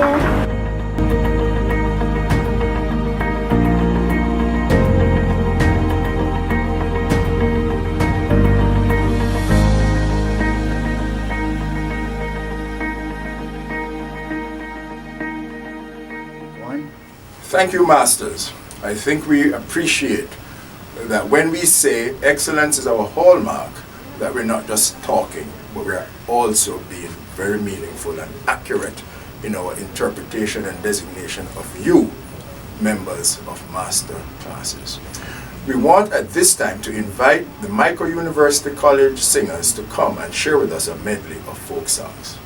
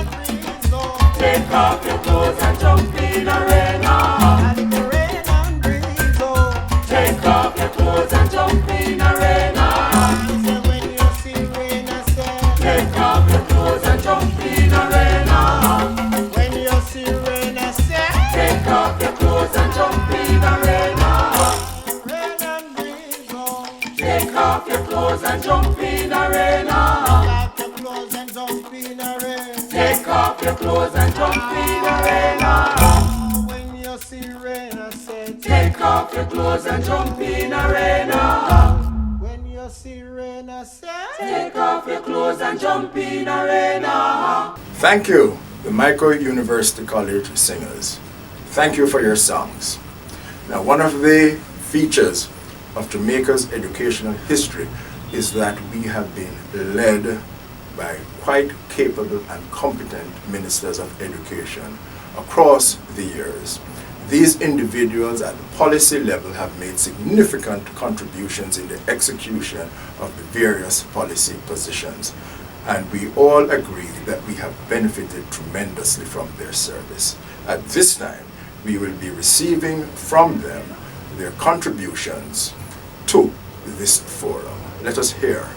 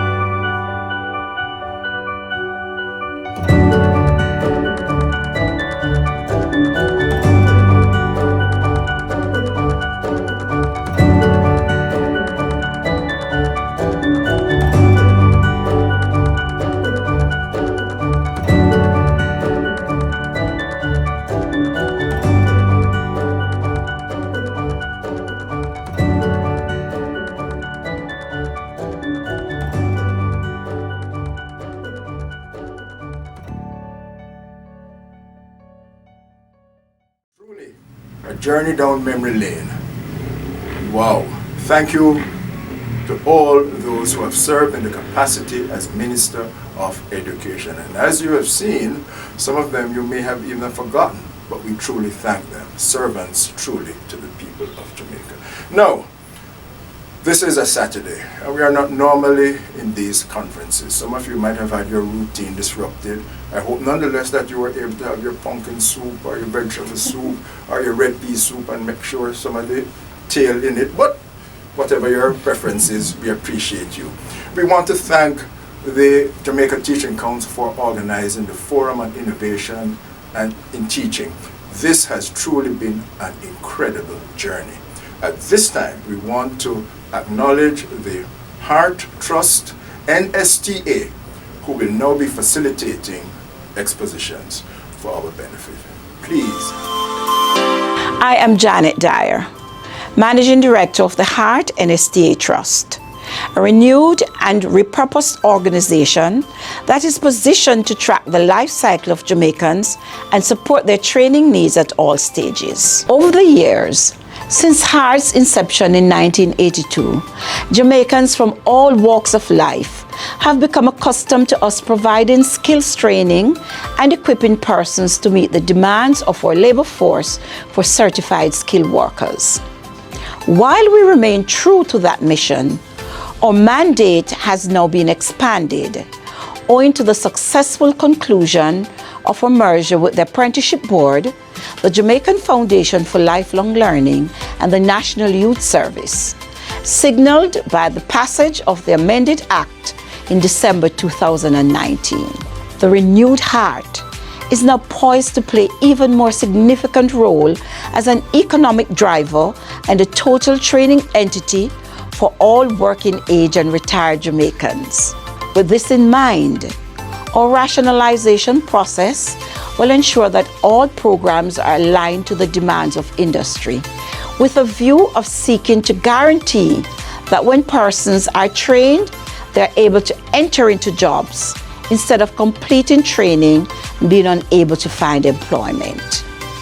We are also actively seeking to achieve full alignment of remedial, technical and vocational training and support, as well as our employability skills programs. Furthermore, we are mindful that every Jamaican must be able to function in a digital world, and as such, we're seeking to promulgate digital and financial literacy in relatable and practicable ways. There's so much that the Renewed Heart has to offer, and so many underutilized benefits available for Jamaicans to access the knowledge, skills, and competencies needed to create value for themselves and their businesses and operations. We want to start changing your outlook, one service at a time, as we aim to become your preferred business partner in training and development, both from the individual and company perspectives. We are determined to deliver greater product and service values that are agile and responsive to your specific needs and requirements through services such as our MSME support, opportunities for mentorship and volunteerism, our skills registry, career counseling and adult education services, mobile and prior learning assessment services. We're also shifting focus for some of our more traditional skill offerings to new and emerging ones that can drive the digital economy, and invite you to embark on this revolutionary journey with us. This voyage will explore areas such as metallurgy, geoinformatics, logistics and supply chain management, coding, knowledge process outsourcing, digitizing, technologies in agriculture, optoelectronic technology, and water technology. These are fascinating areas that focus on details such as technology concerned with properties of metal and their production and purification, the science and technology which develops and uses information science, infrastructure to address the problems of geography, cartography, geosciences, and related branches of science and engineering. The use of computer programming languages to give computers and machines instructions on what actions to perform. Looking at water quality and desalination for agricultural irrigation. I'm excited about future prospects, and I suspect you are too. Our hope is that with this shift will come a changing of the narrative, where Heart and its TVET offerings will become a premier choice for Jamaicans aiming to maximize their earning potential and advance in their careers.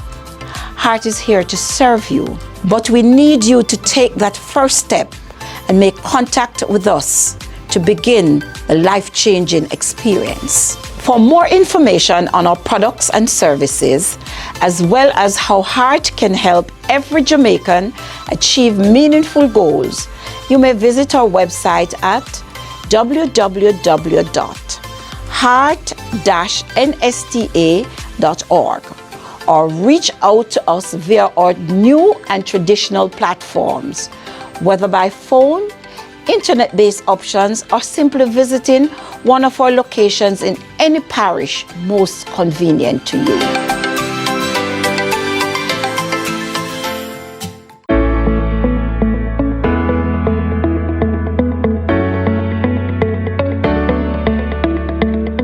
Many of you are wondering, how can I land my dream job?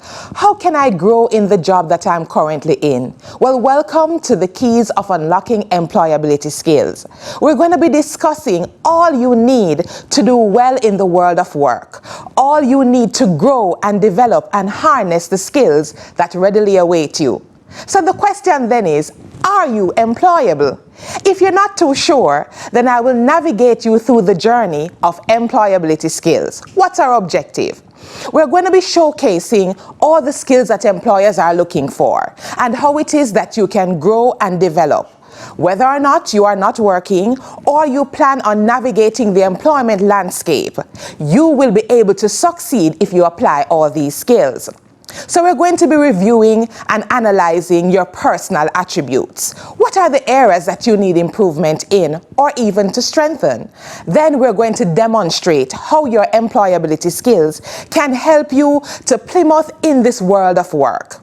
And then we're going to be discussing exactly what employability skills are. So employability skills will help you to communicate with your co-workers. Yes, it's one thing to be talking to them face to face, but it's something else to really know how to navigate critical communication skills. And then you learn how to solve problems, understand your role with the team, and make responsible choices, and of course, take charge of your own career. So let's define employability skills.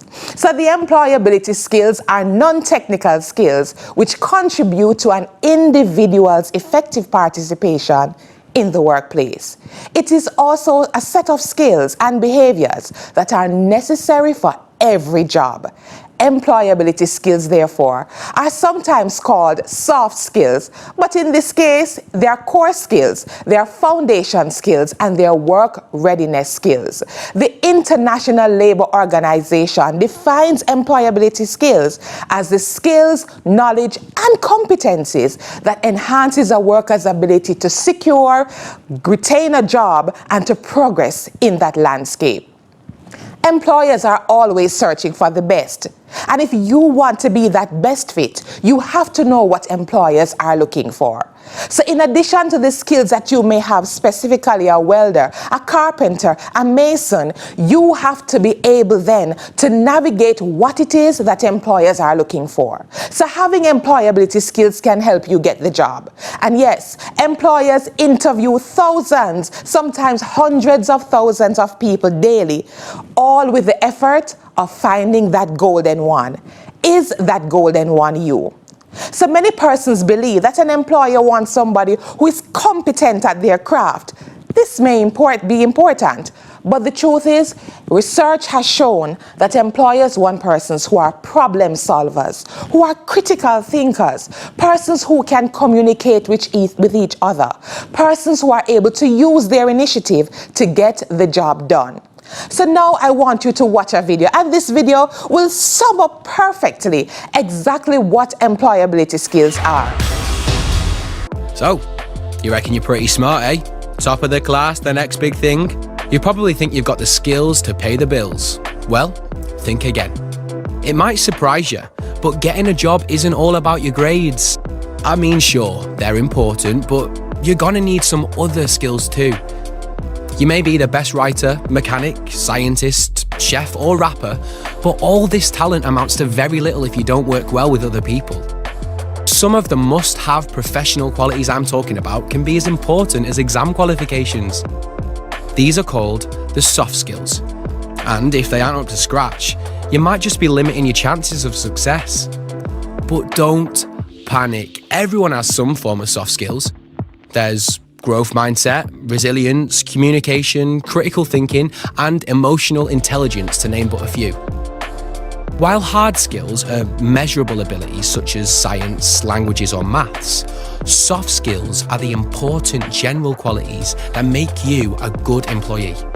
They're a combination of lots of things, including social skills, character traits, and employment qualities. And while hard skills might be important in some industries, soft skills are important in all of them. So, there you have it. It's no wonder employers put so much importance on the soft skills.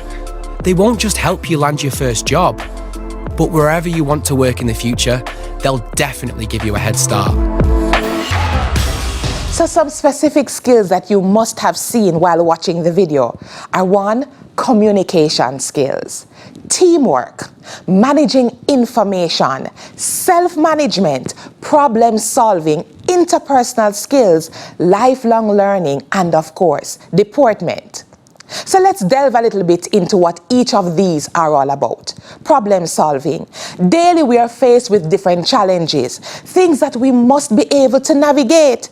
And yes, while you may not be able always to come up with the ideal solution, you must be able to show to your employer that you are thinking, that you are a part of the solution and not the problem. So it means then going deep, finding ways that you can overcome whatever hurdles may occur. It may mean speaking to others who are experts in the field. It may also mean doing some research. But at the end of the day, your employer must be confident that you are a part of the winning team. So think a little bit more about solving the problems. It's about being creative. It's about being innovative and explorative. It's about being able also to implement solutions and also checking to see whether or not your solutions work. After all, it's not only about solving the problems, it's about evaluation at the end, making sure that the solution you came up with actually works. Now here is another video about problem solving. Yes, it's important for you to see problem solving in action.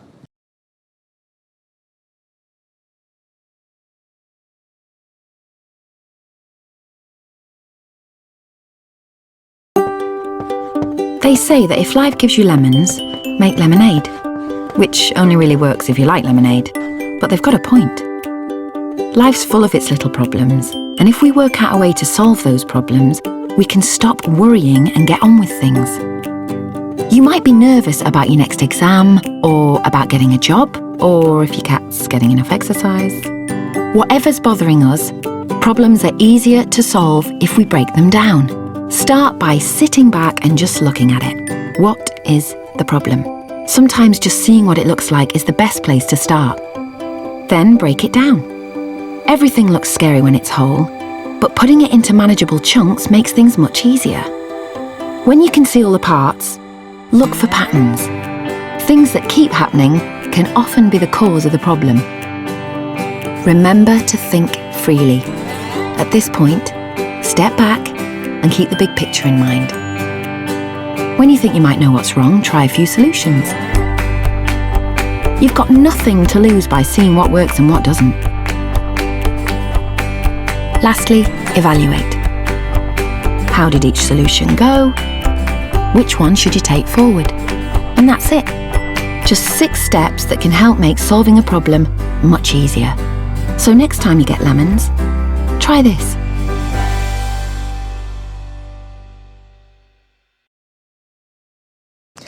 Tell me now, you must have seen some tips that you never knew existed before as it relates to solving problems, don't it? So let's move then quickly ahead to managing information. We are operating in a space where things are electronical, you have hard copy information, and if you are not able to know that which you are required to share and that which you must keep to yourself, then you're going to find yourself in serious problems. Oftentimes we've seen where persons share things throughout different systems via email, things that should be confidential. Think about it. How often have you hit that send button and regret it later on? So it means then that you have to know what you must keep, how you must keep it, and how it is that you must disseminate some information. So it's about locating then, gathering and organizing information using the appropriate technology and information systems. You must be able to access, analyze, apply knowledge and skills from various disciplines. Examples: language, science, technology, mathematics, just to name a few. You must also be able to know how to file, the different filing systems. Whether it's in numerical order or alphabetical order, you must know how to manage your information. Your employer must be confident, or your potential employer, that if given something that is highly confidential, they don't have to worry that it will be shared all around the place. So let's move then to effective communication, and that's segueing from managing information. Many of us are able to speak the Queen's English very well, while there are others who may be, not there yet. But if it is that you want to do well in the world of work, you must be able to speak the language that an employer can understand and appreciate, bearing in mind that you are being trained and exposed to these skills not just for the local context, but also for the international context. If you are doing, let us say, a telephone interview, and you are not able to speak in such a way that your interviewer understands, you're going to find that that call that says, "Hey, you got the job," will be elusive. You'll never get it. So let us practice. Effective communication is about practice, practice, practice. It requires sometimes practicing in the mirror, practicing your posture, how you form your words. And let me tell you a tip. Get your family members together. Sit, write a speech and share it with them. Let them tell you how it is that you've done and provide you with some feedback. But you must be able to receive the constructive criticism. So communication is also about listening. It's about listening, hearing, internalizing, summarizing, and providing the feedback. Yes, some of us are good at hearing, but we fail to listen. And it is after you listen that you really can apply that which you've heard. In the world of work, many of us listen to respond. We don't listen to internalize. And that's important. Rather than thinking about giving the answer to a question, think about the question first. Let it go through your brain, navigate the brain cells, and see, do I really need to answer? Effective communication too is also about knowing when to speak and how to manage yourself. Not everything requires an answer. Are you thinking about it? Are you thinking whether or not you are able to manage being an effective communicator? If not, here are a few more tips. What's important too is being able to write well. Being able to know how to say what you're saying so that the tone does not come across as being disrespectful. There are some of us, after writing a memo, the whole place shakes because of the tone and the anger and the passion. Another tip is get somebody else to read that memo. Many times when you write, it's hard to find a mistake. But if somebody else has a look at it, you will be surprised all the errors that you may have had. So being an effective communicator really is the bridge between getting the job. Can I tell you something else? Remember that going into an interview, that's the first point of selling yourself. And the way you present yourself is important. How you say what you say, the responses that you give, it will make a difference. So practice, practice, practice. So let's go now to personal management. Remember, we did effective communication, managing information, and problem solving. And now we're at personal management. Now, this has to do with being responsible, being able to demonstrate positive attributes, and being adaptable. Yes, things will happen. They always do. But how you react given a situation will separate the sheep from the goat, will separate those who know about employability skills and apply it, and those who don't. It's also about staying on top of yourself. It's about knowing what to do and how to do it. Remember, it comes down to time and place. Oftentimes, we allow our emotions to get the best of us. And if you blow off the handle, you may find yourself in the unemployment line. And nobody wants that. So yes, you may have your right. And that's all right. But you know the old adage, which says sometimes you have to give up your right for peace sake. So it's about managing yourself. Now, there are different self-evaluations that you can do. If you go online, you'll see a checklist. Many of them ask, are you the type of person who is quick to respond in situations? If you are the type, you're not managing yourself, because you should be thinking about the situation first before you give a response. Are you the type of person who sees negativity in every situation? If you're that type, you're really not managing yourself, because as the Bible says, as a man thinketh, so is he. So it's important then for you to think clear thoughts, because it will manifest in how you operate with others. Are you the type of person who is always judgmental, always seeing the worst in people? Now, if you are, it means that's how you view yourself. You never thought about it that way, don't it? But it's true. It's important that in self-management, you're able to see yourself in somebody else. Give the kind of response that you would want given the situation. So we're moving now into deportment. Yes, this is how you look, how you operate, and how you feel about yourself. So let me ask you, if you are walking down the road and you see somebody coming towards you who is tattered, shabby looking, and looking dirty, what's the first thing you're going to do? You're going to move across to the other side, or you're going to run. What does that mean? That shabbily dressed person, could actually be a very intelligent, awesome, very articulate person. But what we see is the outward appearance. So what does it mean? It means that we are judged based on how we look.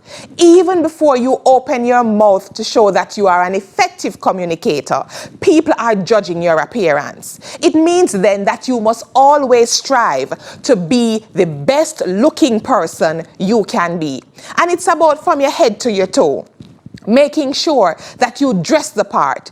It's important to always dress for the position that you're going after. So let's go to the interview. You know you have an interview. The tip is, as a female, make sure you wear dark colors. It somehow gives a look of power, strength, authority in a good way. Stay away from too much makeup. Less is more. For the gentlemen, make sure that your pants are properly fitted. Yes, it's important. We know that it's straight jeans and fitted, but in the interview setting, you must be able to look like a professional. You must be able to look like somebody who is commanding respect. And gentlemen, another tip, make sure that your socks match your shoes, and make sure that your socks match the color of your pants. So when you sit and you're crossing your legs, everything flows nicely. Also, your tie is supposed to be at the tip of your belt. Everything must flow from your head to your toe. And similarly, gentlemen, wear dark colors. I want to suggest that before you go on that interview, do some more research, lest you may forget the tips that I just gave you.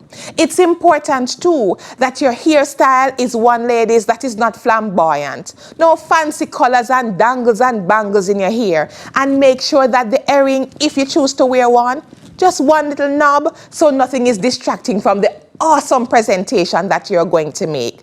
Have you heard me? Are you taking notes? Let's continue. So it's important then for you to analyze yourself before the interview. The night before, lay your clothes out, iron them, light can't go away. You don't want to wait until the next morning and sadly there's a power outage and you end up going looking scruffy.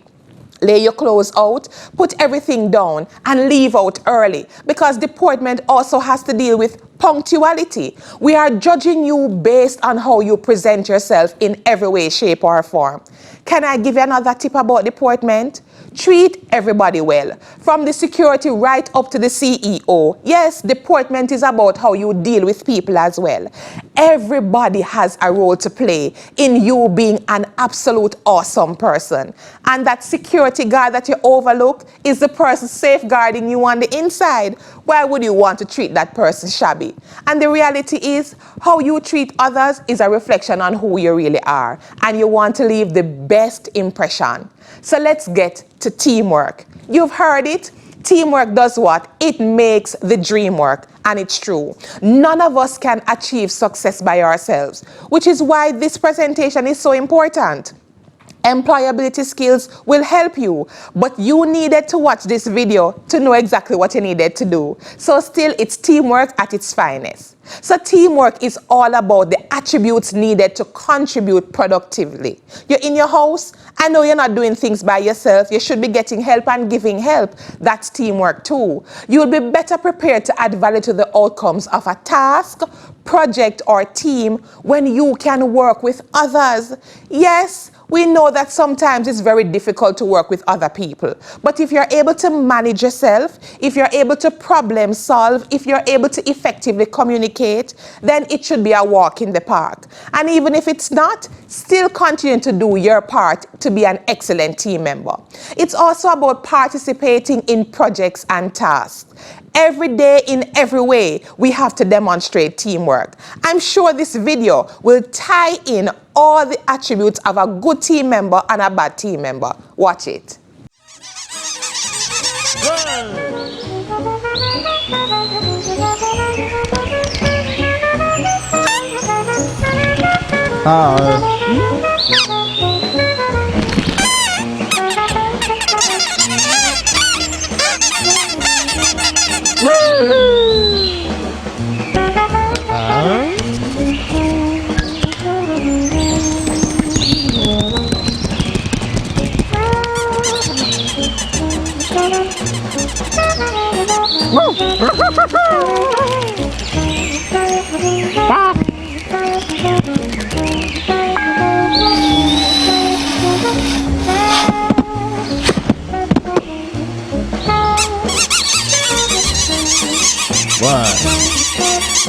And Dr. Zoidberg! Hooray for Dr. Zoidberg!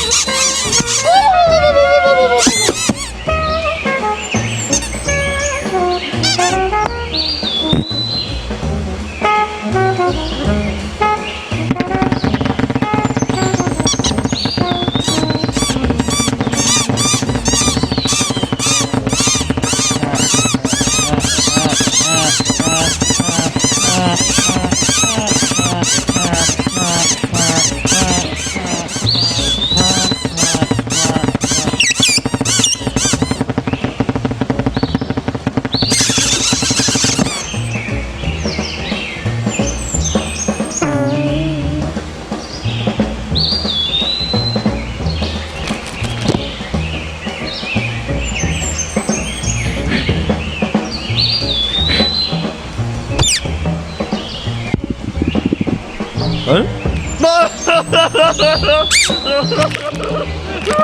There you go.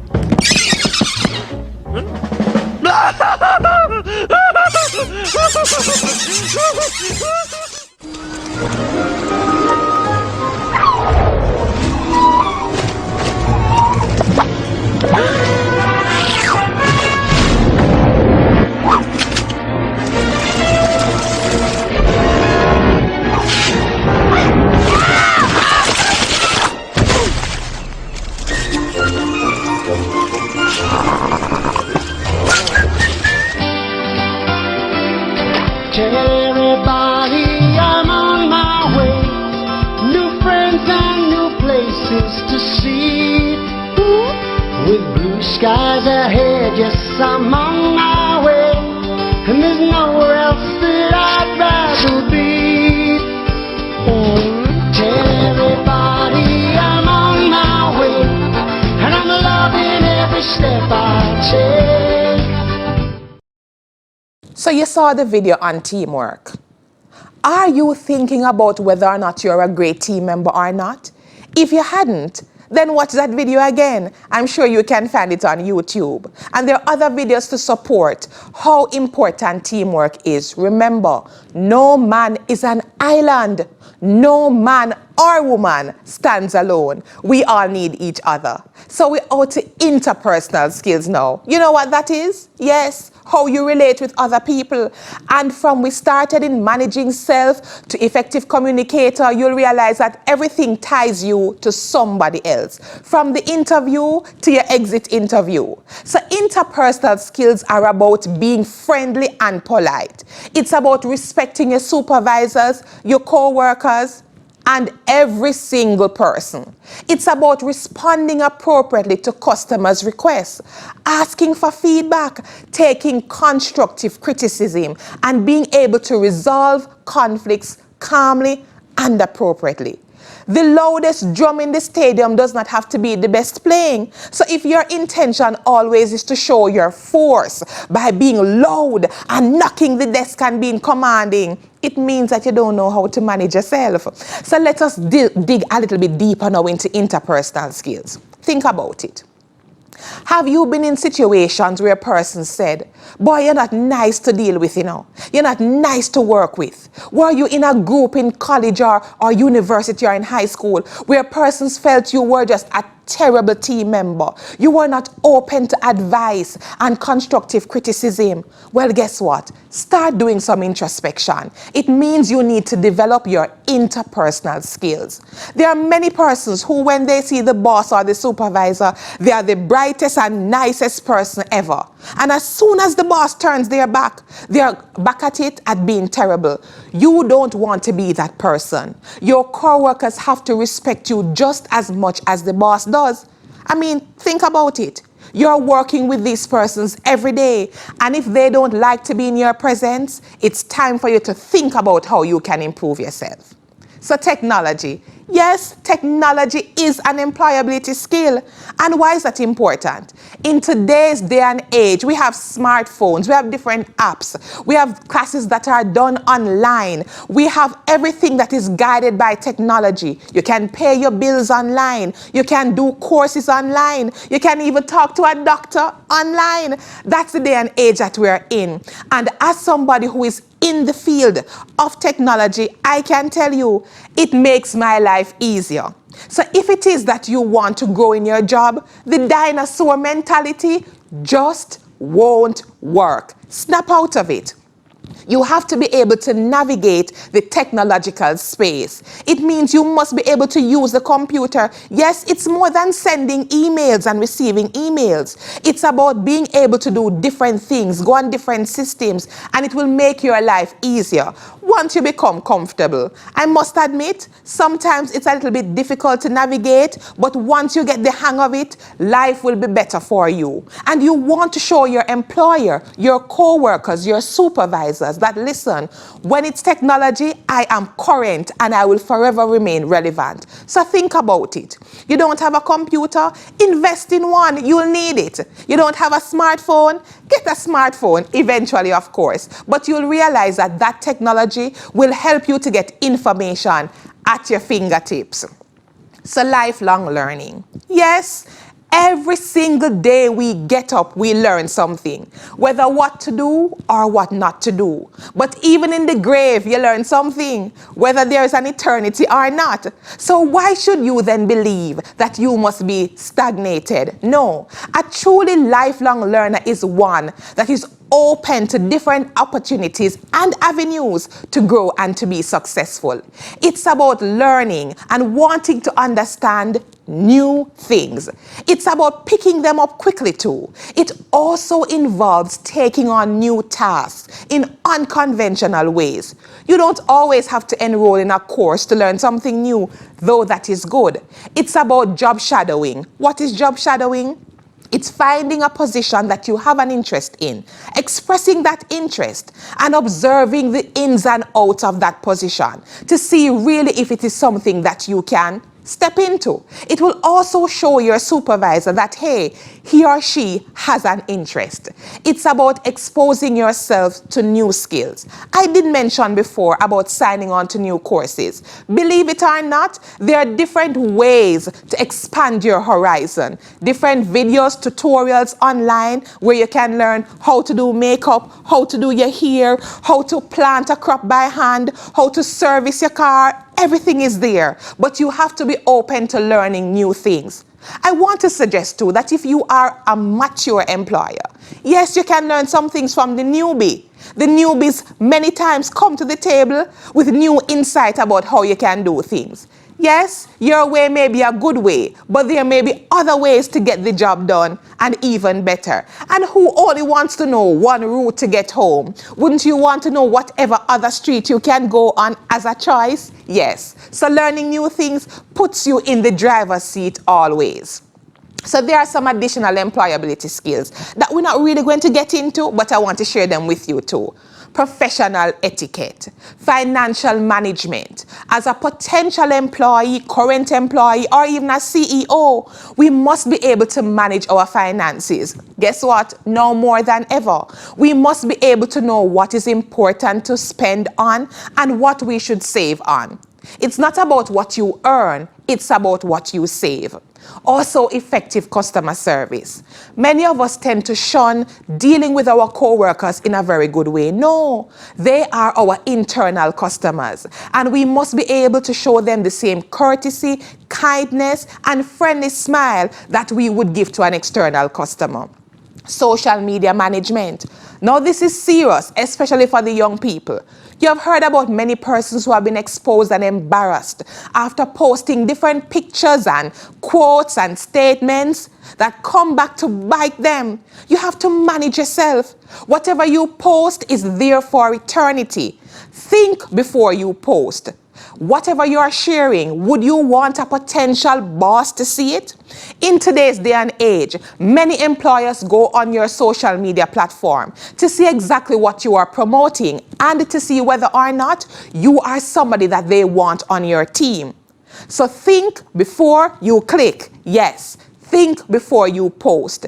If you have to think twice about it, it means it should not be done. Emotional intelligence, and this is the ability to operate a particular space while managing your emotions, knowing what to do, how to do it, when to say it, when to blow off the handle if any at all, knowing how to control yourself. And that also ties in with personal management. Positive values and attitudes. We all need them. What are your core values? What are the values that are guiding you? I have been taught throughout my life different sayings and different quotes that I've used to guide and propel me to today. Something has to guide you. Something has to be your mantra that allows you to say, you know what, there is a level I will not go below. And then there's dining etiquette. Yes, many employers nowadays are doing interviews in a restaurant, whether it's a breakfast, lunch, or dinner interview. It's important for you to know what fork to use, what spoon to use, what it is that is required of you given the setup. You don't know what to do yet? Go online. There are basic table etiquette setups that shows you where the spoon should go, where the glass should go. And then you could also be in a position to see whether or not it was done properly. So I want to suggest to you that you do some more research in this domain. And then using your initiative. Many of us like to be told what to do. But a real employer wants persons who can see a problem, go after it, and solve it. All while, of course, having discussions with your supervisors and your colleagues. And then there's the tip of being an enterprising person. Yes, it's an employability skill. It's about knowing what else is needed to get the job done. It's finding also avenues to promote your team, your company, and of course, yourself. So then think about this, and I want you to think about it clearly. Having seen all the different employability skills, are you where you need to be? Are you comfortable that if given the task or the opportunity to lead a team, to manage, or to get that winning job, that you would be able to grow in that job, develop, and also inspire others?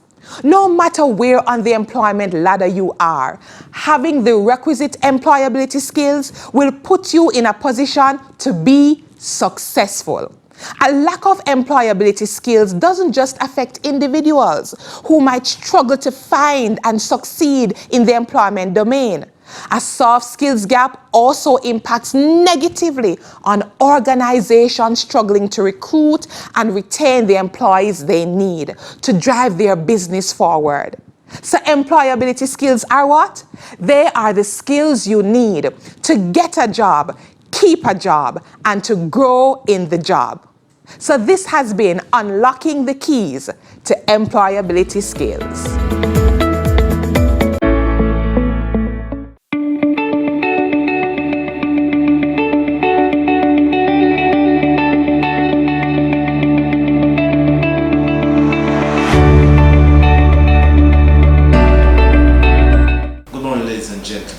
In a world driven by the fourth industrial revolution, technology, the Internet of Things, and digitization, Southwest TVET Institute, Hartrust NTA, are introducing programs that are meeting the flexible demand of the industry.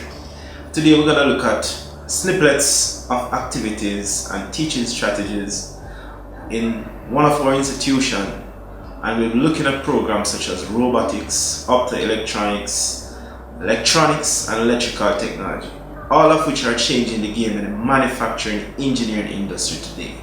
We'll be introducing to you technology using fiber optics to power devices and carry out various transformation moving at the speed of light. We'll also be showing you how the PLC system is taking over the traditional electrical control gears in the industry that have lend itself to great loss within the industry and has now been replaced by PLC for improved efficiency for control and programming of mechanical and operational devices. We'll also be looking at how we design program using a number of our industrial software technologies such as Multisim, LabVIEW, to design programs for the robotics operation, and we'll also be showing you the elementary stage of assembling components of our robotics. Of course, we'll also be demonstrating to you how we use Multisim to design optoelectronic circuits for operations. It is no doubt that all of these changes in the industry is being powered by WorldSkills International and of course inspired by our WorldSkills program here at Hartrust NTA. WorldSkills is taking to our shores all the modern technology and program and assets that we need to drive training in this modern era. So journey with me as we demonstrate and show you what we are onto. And as we go forward, we'll be implementing and strategizing more of these programs that are impacting the Industry 4.0. Thank you. Alright, so this is LabVIEW, a graphical programming language, high-level programming language, where we use objects to program, right, rather than actual code. Now the students can use this to do many things: plant operations, you name it, robotics. This particular example showcases a code for an application to control a servo motor or servo motor. And this servo motor has many applications. It is a bidirectional motor, meaning it can go both forward and reverse. It is used highly in mechatronics for actuators. It is used in robotics as well for actuators and sensors. And this is an example of that. Now we're using pulse width modulation. All of these components are a part of the new Industry 4.0. And these are things that we'll be using as we progress as a world, as a planet. This is a MyRIO from National Instrument. It has the capability to output signal in the form of pulse width modulation. This pulse width modulation is then used to control the servo motor and to determine the direction as well. This is the application here. We set the PWM channel, pulse width modulation channel, here, and then we perform an operation, a mathematical operation, and then we put an output to the servo motor. And if we run this,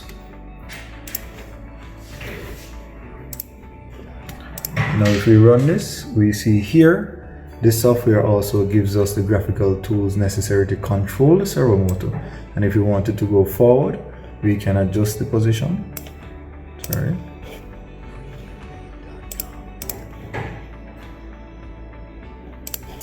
We can adjust the position using this dial. If you look. Alright. So we can adjust the position and go forward. We can also stop the motor from the control panel. So we are at 0 position, and we can also go reverse and change the direction of spin of the motor.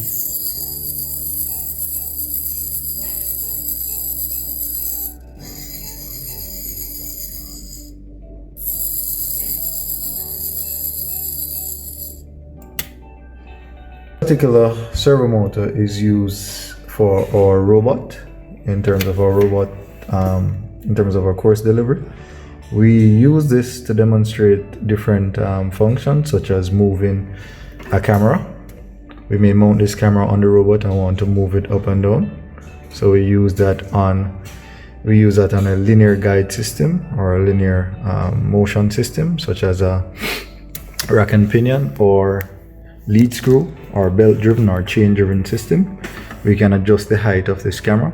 We can also use it to control an arm, in terms of pivoting that arm to different degrees.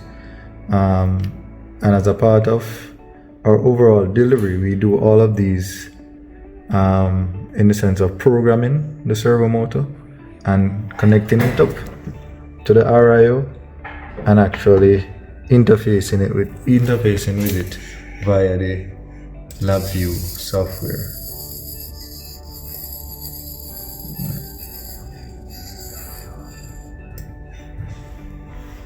These are our aluminium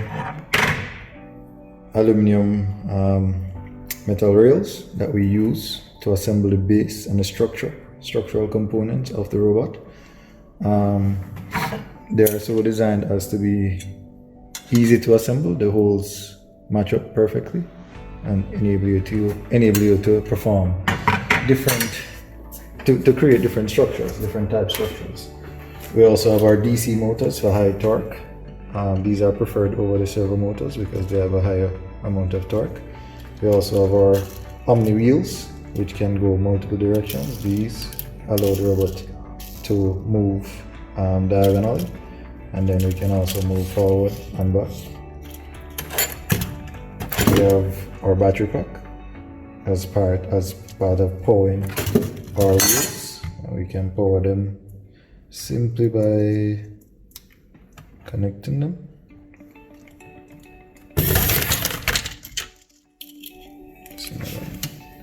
You can power them simply by connecting them to the battery and we achieve motion. If you want to change direction, all we have to do is simply connect it in the reverse.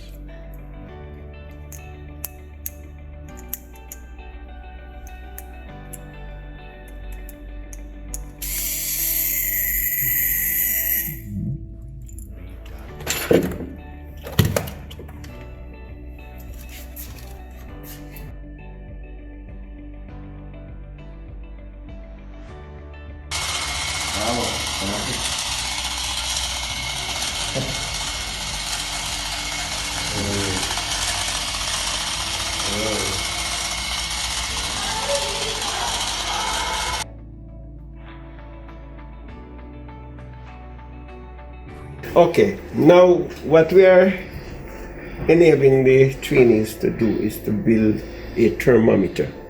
And we all know that thermometer measures temperature.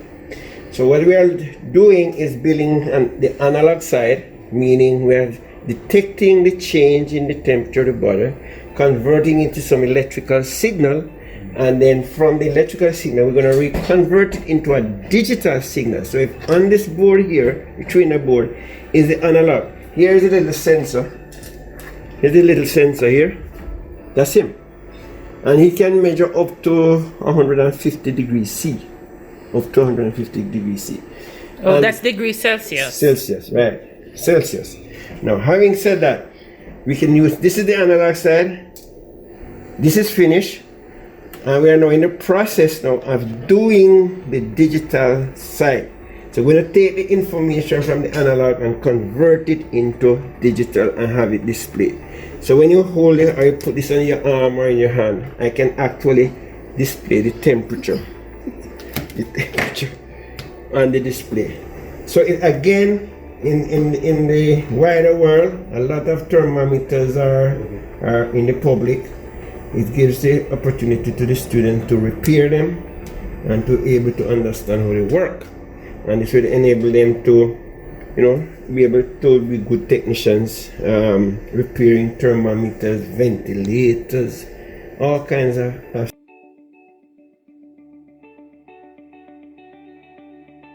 Alright, here we have a PLC based control system. We are simulating the control of a electric motor with using the PLC. So this is moving away from relays or manual operation, and we're bringing it into the future now, future technology, which is automated control. So if you come here, these are the buttons that I will use to perform or provide an input for the PLC, and then the input will provide the PLC will provide an output to energize the light. And we can de-energize the light similarly. So the PLC is the heart of many industries, and it is becoming ever more prevalent in the areas of mechatronics, of even optoelectronics, building, lighting control, bauxite industries, all industries as a whole are using a PLC. And this is a part of our training here at HART. There.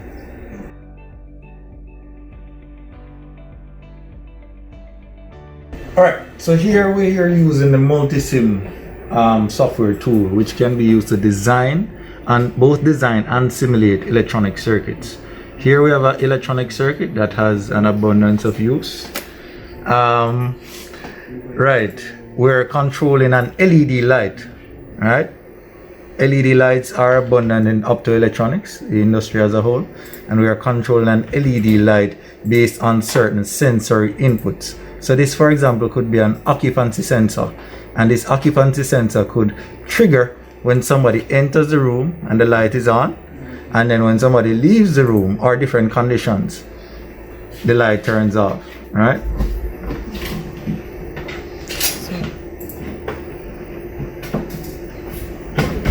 Okay, right. So this is a critical component, especially moving forward when you want to automate lights and so forth, and that is a key factor or a key driving point in optoelectronics, and that is what we're training the trainees here.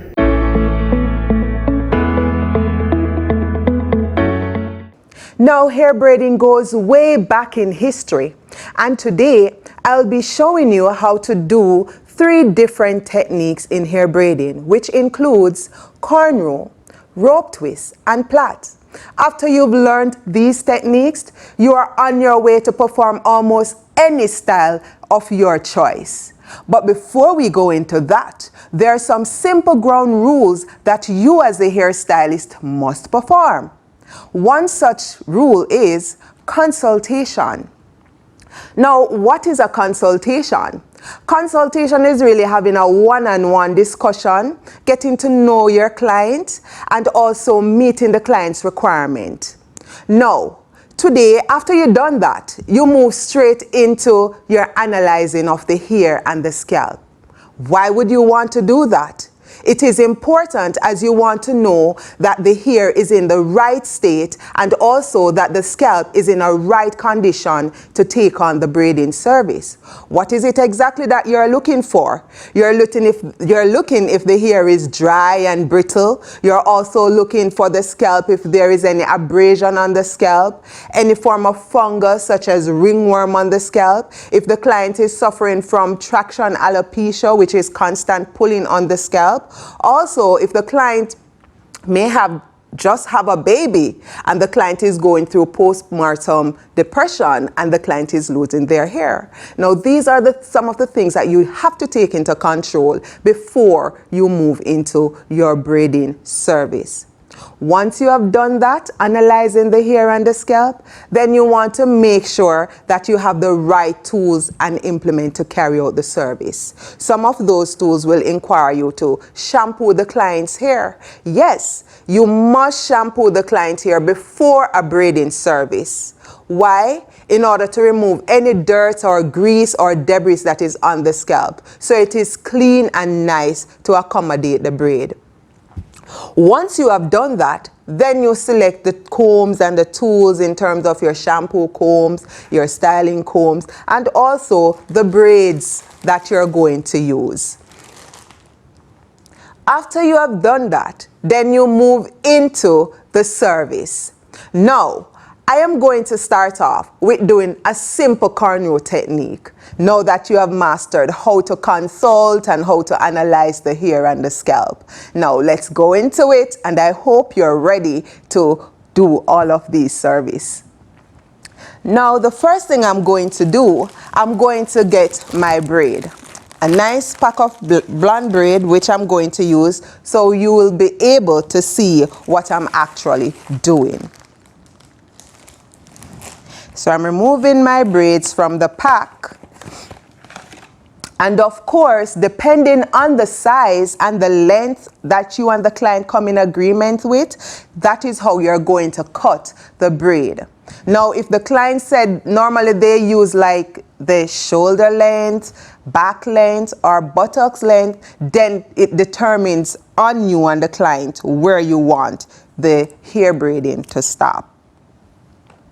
Now here I have a pack of braid and I'm going to cut it in two, right? Because I want to have a little length when I bend the other portion in half, all right?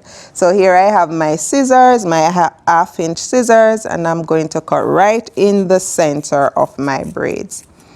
Now, if you notice, this is an unpre-stretched braid. It is not stretched, it does not have any ends, and therefore I have to go in and all of these blunt ends that are here, I am going to now pre-stretch it. Stretch, stretch. So at the end of my braiding technique, I will be able to have some ends to hold the hair in place so it does not ravel.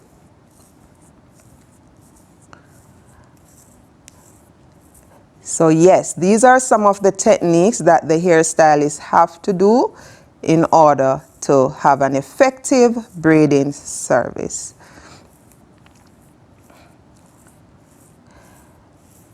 All right, let us get enough ends here.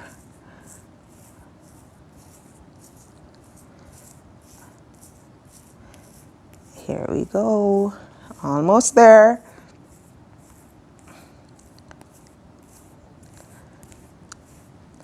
Ta-da! Here we go with her ends, and now I'm going to hold firm at the top and rake at the bottom to smooth out any knots that we have along this stretch. Now guess what? After I've done that, I am going to sanitize my braids. What? Yes, I am going to sanitize my braid.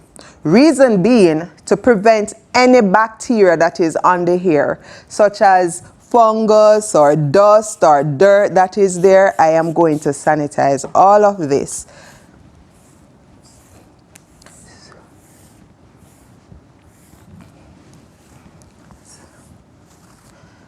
Now, braids can be a little bit coarse.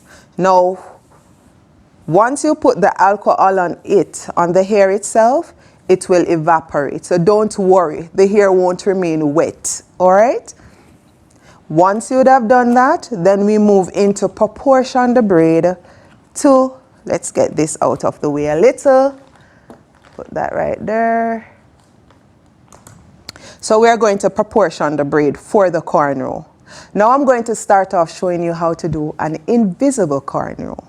All right? So get those babies ready, your daughters and your niece, as you're ready to perform the task.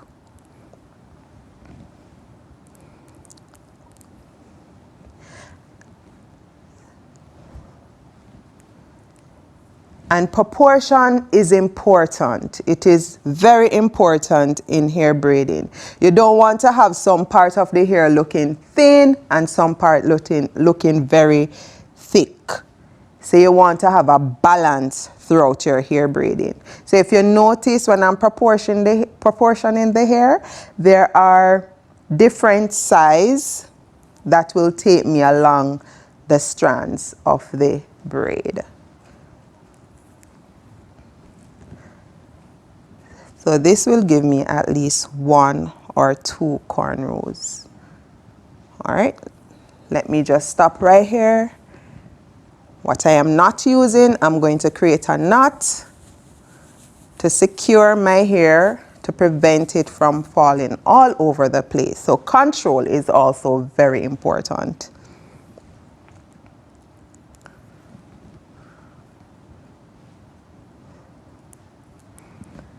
All right, there we go. All my braids are ready and prepared for the service. Now I'm going to use my tail comb to give me clean partings along the mannequin heads. So I'm just combing through, detangling, and I'm going to do small partings from the side down to the nape area.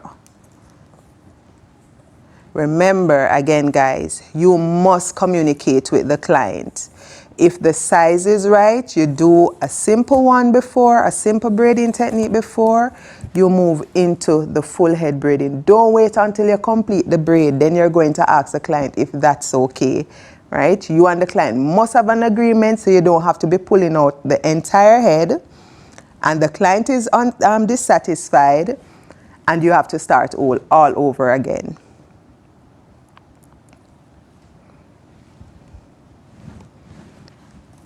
And of course, with hair braiding, it takes time. All right, so here I have a small strand, which I'm going to use to start off my braiding. All right, so I'm going to separate this hair in two sections, right? And 1, 2, lap over 2 times, and then this will be my 3 strand. Let's get this extra strand out. These 3 strands to start the braiding process. And as I go along, I am going to add pieces in. So look carefully at the technique. Here we go. So first I take up a small portion.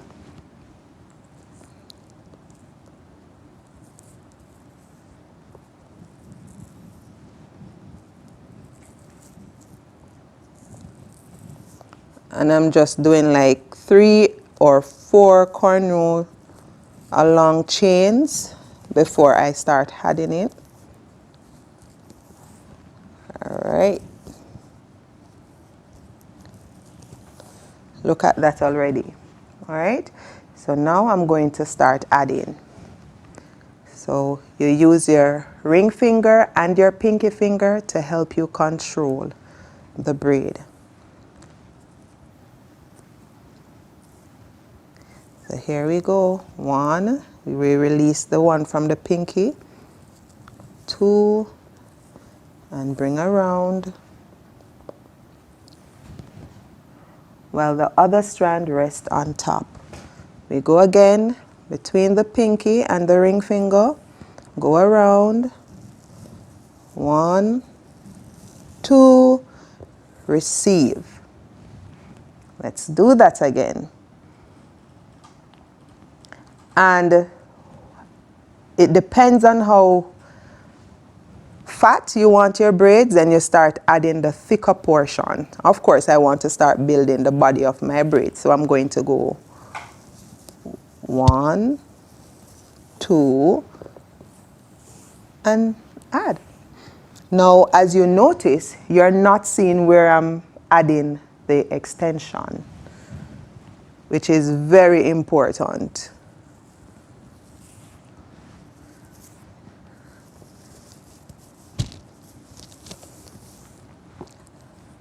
And a little tension is good too, not too much that the client can't sleep at night. Too often we have clients going to bed, can't sleep because of these tight braids.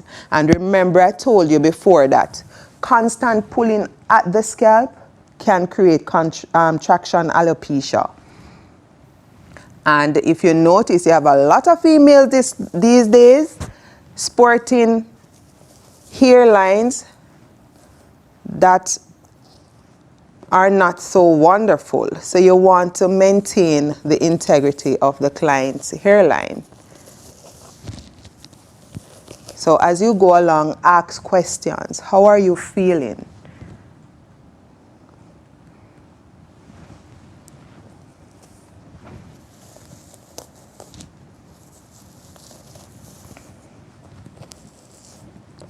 Someone will ask, how long does a braiding really take? Now, braiding can take up to 4 hours, 4 to 5 hours, depending on the time that you start of the day, the time you start the braiding, as well as how fine or how thick you're going to do that braiding extension.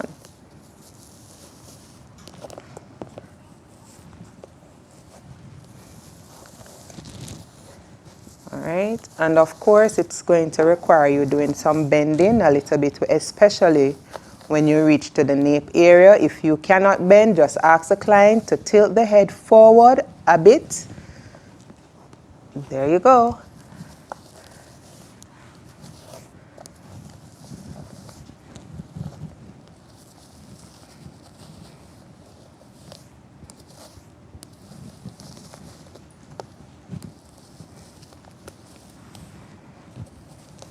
And that's how you would achieve your braiding,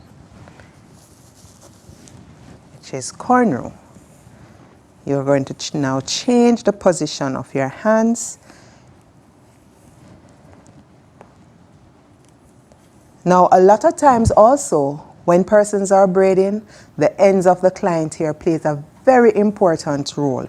You don't want to be having too much of the client's hair end popping out, and then you go ahead and trim away at the client's hair. You want to ensure that you seal the client's hair within the braid. And even if there is a little that exposed, it's not supposed to be too much, which is going to cause the client to become traumatized.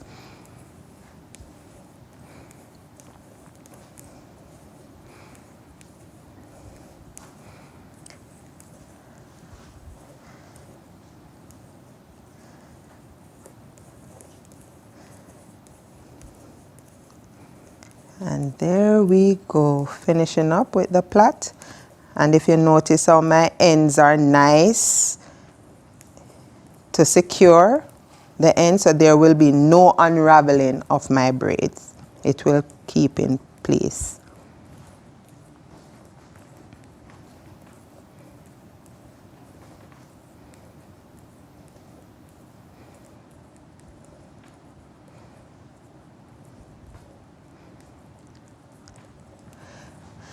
There we go.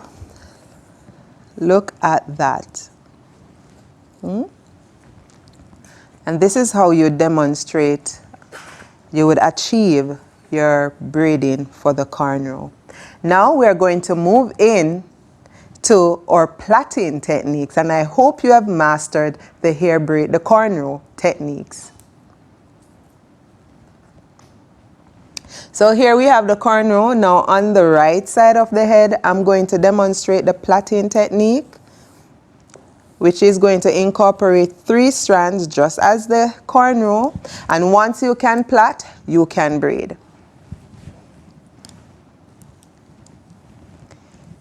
Or let me do it at the front, the extreme front, so you can see.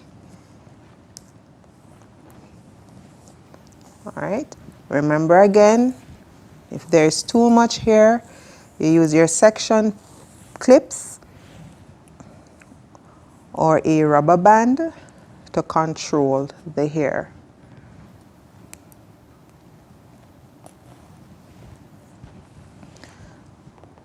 All right, so if you notice the width of my parting right here, it means that I have to get the same proportion of braid to meet the proportion of the parting that I have here.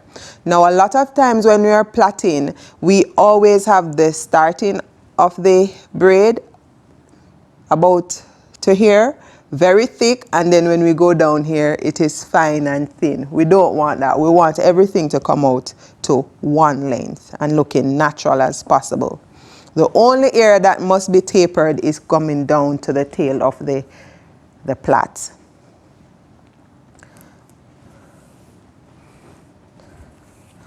How do you know if you select the right proportion of braids? You can by feeling.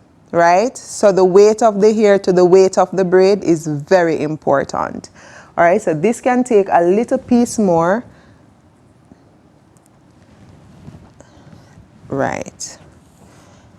And then you're going to stretch again depending on how long you want the braid. Now when you see me running my fingers through the braid, I'm trying to keep it from knotting, which is very important.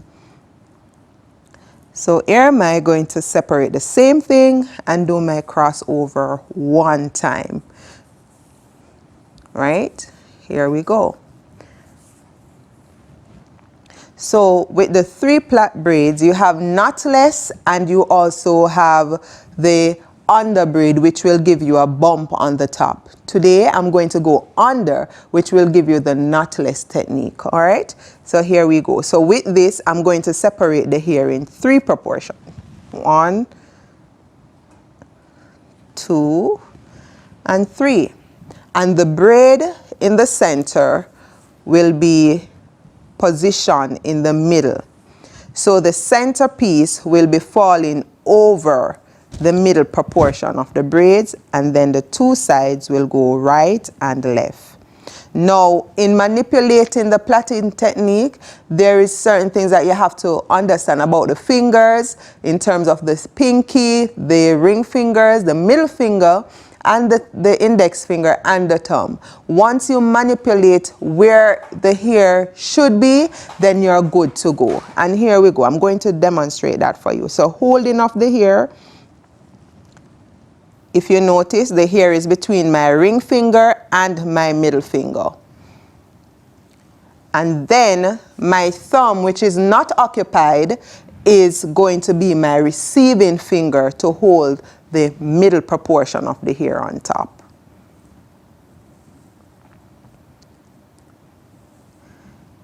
And then my right hand will now receive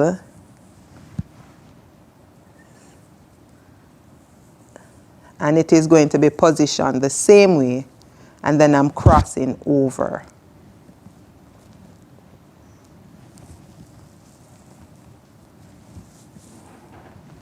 So basically you're doing the same cane row technique. Some person call it cornrow. It's the same cane row technique.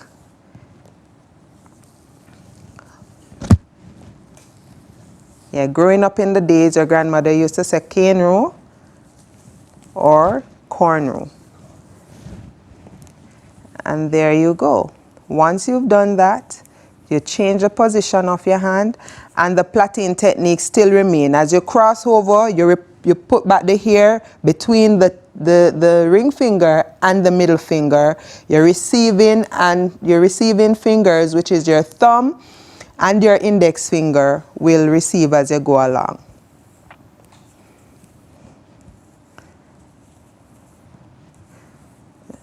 Now, if you notice, because I select the right proportion of braid as I go down, the thickness still remains. All right, straighten your head a little, Sandy. Thank you. All right. And trust me, when a client is comfortable, you will know. The client will either fall asleep while you're doing their braid. If they're uncomfortable, you will also know, because you will see the client twitching as you go along. Which means that there is a lot of discomfort taking place. Now Sandy seems like she's sleeping because her head keep coming this way. All right, keep that way. And here we go. Now, to tell you the truth, ladies, braiding doesn't happen overnight. It comes with practice. So taking it up one day and think that you're going to get it, no, it comes with practice. So once you've mastered the technique and you keep doing it over and over, then it will become a part of you. And these are only the 3 techniques that you need to learn in order to master any other styles. Right? And this is my plaiting techniques. There we go. Now, the final one that we'll be doing is the rope twist.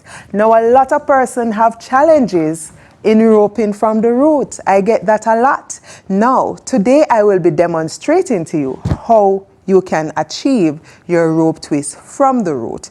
And this is only using 2-strand technique.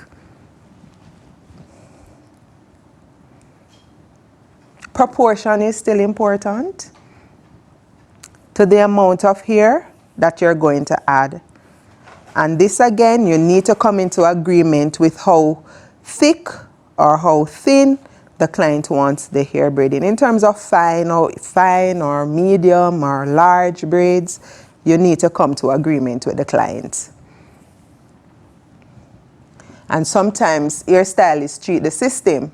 So if the client said they want us very small braids or fine braids, they will start off fine in the back, in the nape area, going up into the occipital or crown area, and do the front really small. And then you will have clients coming back complaining. You don't want that. Right? So you want to be true to the client and the costing that you're going to charge. Again, so I'm going to still remain in the front area, so you will see. All right, let's turn Sandy around a little bit. And because we're doing rope twists, and this is a proportion of the braid that the hair that I'm going to use, I'm now going to section that in 2. The braids will fall right in the center of the hair. Now, there's a technique when you're applying the braid. You're going to the left. For me, in some persons, when they're doing it, they use the wrist. It's not a wrist movement, it's more of a finger movement, rolling the hair. All right? So let's try that. So I'm going to place the braid right in the center and hug the client's hair with the braid at the same time. And then I'm going to secure the braid like this, using my pinky, ring, and middle finger. Once you've secured the hair, then you want to use your receiving finger, which is your thumb, and your index finger to roll the hair to the left.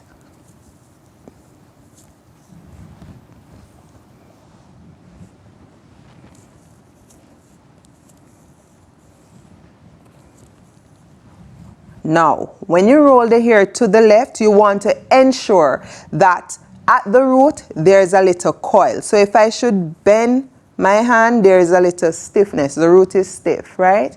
But not so stiff where the client is going to feel excruciating pain. No. You want to make sure that it is comfortable as much as possible.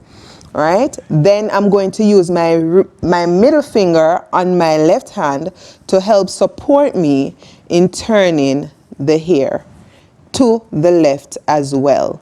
Once that is achieved and there is firmness, then you use your middle finger to receive the hair on the right and cross over.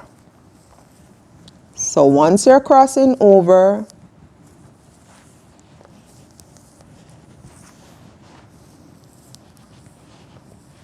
and you keep rolling as you go along.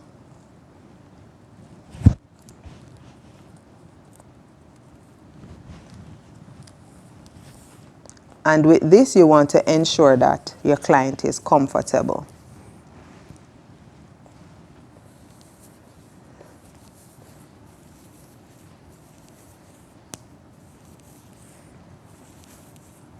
And if you notice, I'm not twisting my wrist. I am twisting or rolling the hair rather.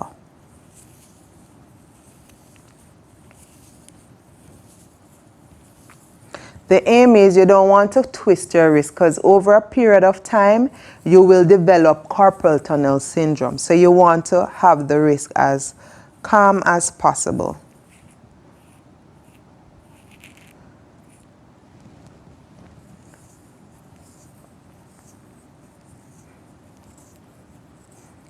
And you rope until you reach the ends. There we go. And that's the roping technique from the root. Now, what if you run out of braids in terms of you have small portions of braid alongside the hair strand? Let me just unravel this a little and just show you how you can add braid to give body. Because if you notice, up here is a little bit thicker than down here. I'm going to add extension to eliminate the thinness. All right, so I will stop right there and then I am going to go in.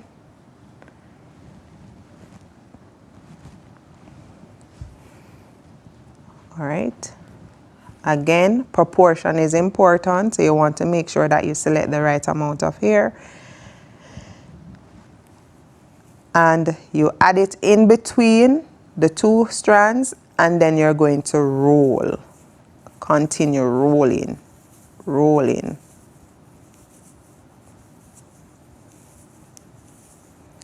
And see, you don't even know where I start the hair from.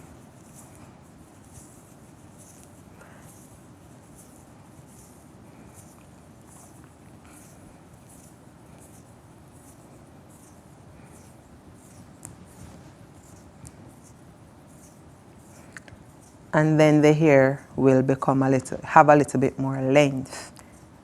So this is how you can gain more length to what you want.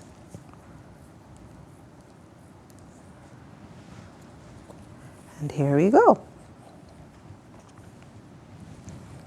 So this is how we would have completed the 3 techniques of our cornrow or plait and our rope twist. Now, I just want to say I hope you guys get the techniques and I hope you will practice in this COVID time. At least you get the opportunity to use this opportunity to comb your daughter's or your niece's hair at home. All right? So here we have on set different braiding styles. Here we have a wig. This is plait rather. And then over here we have our 2 cornrow techniques, which is accentuated with a little emblem right there.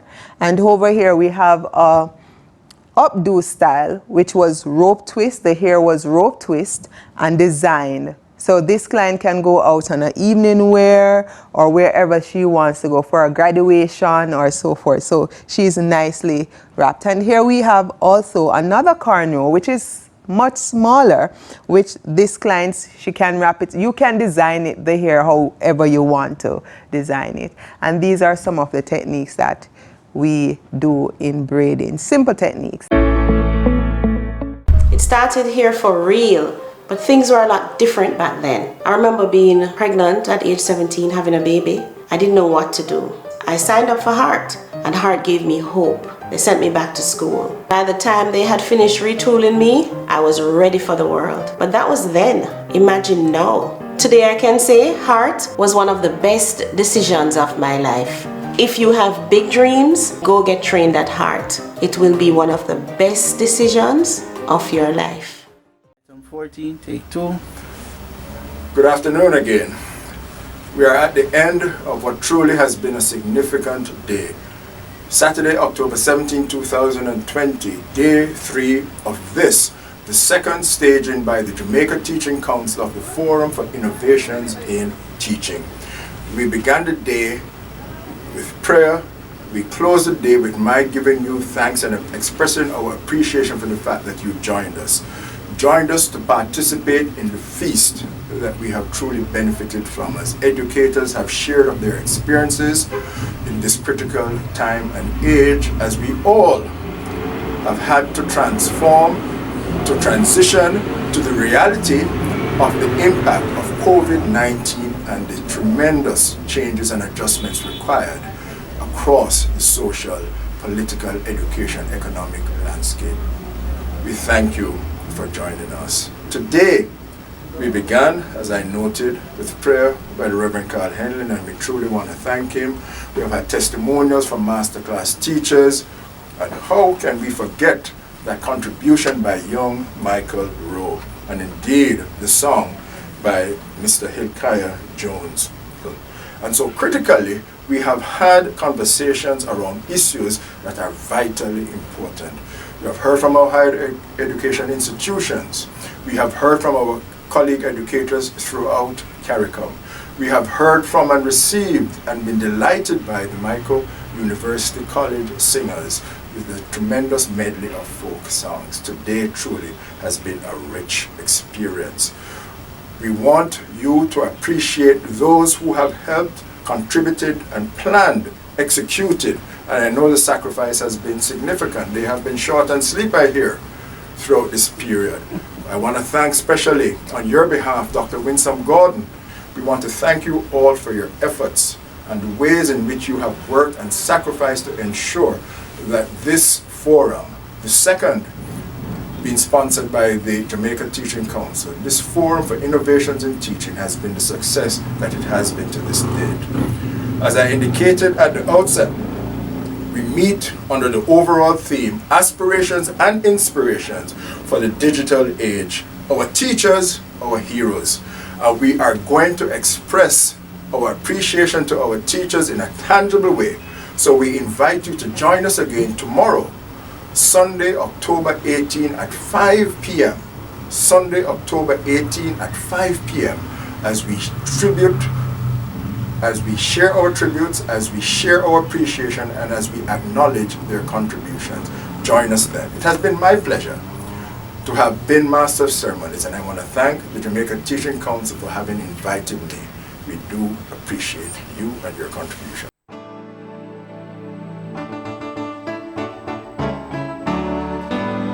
Now let us have a little talk with Jesus. Let us tell him all about our teach.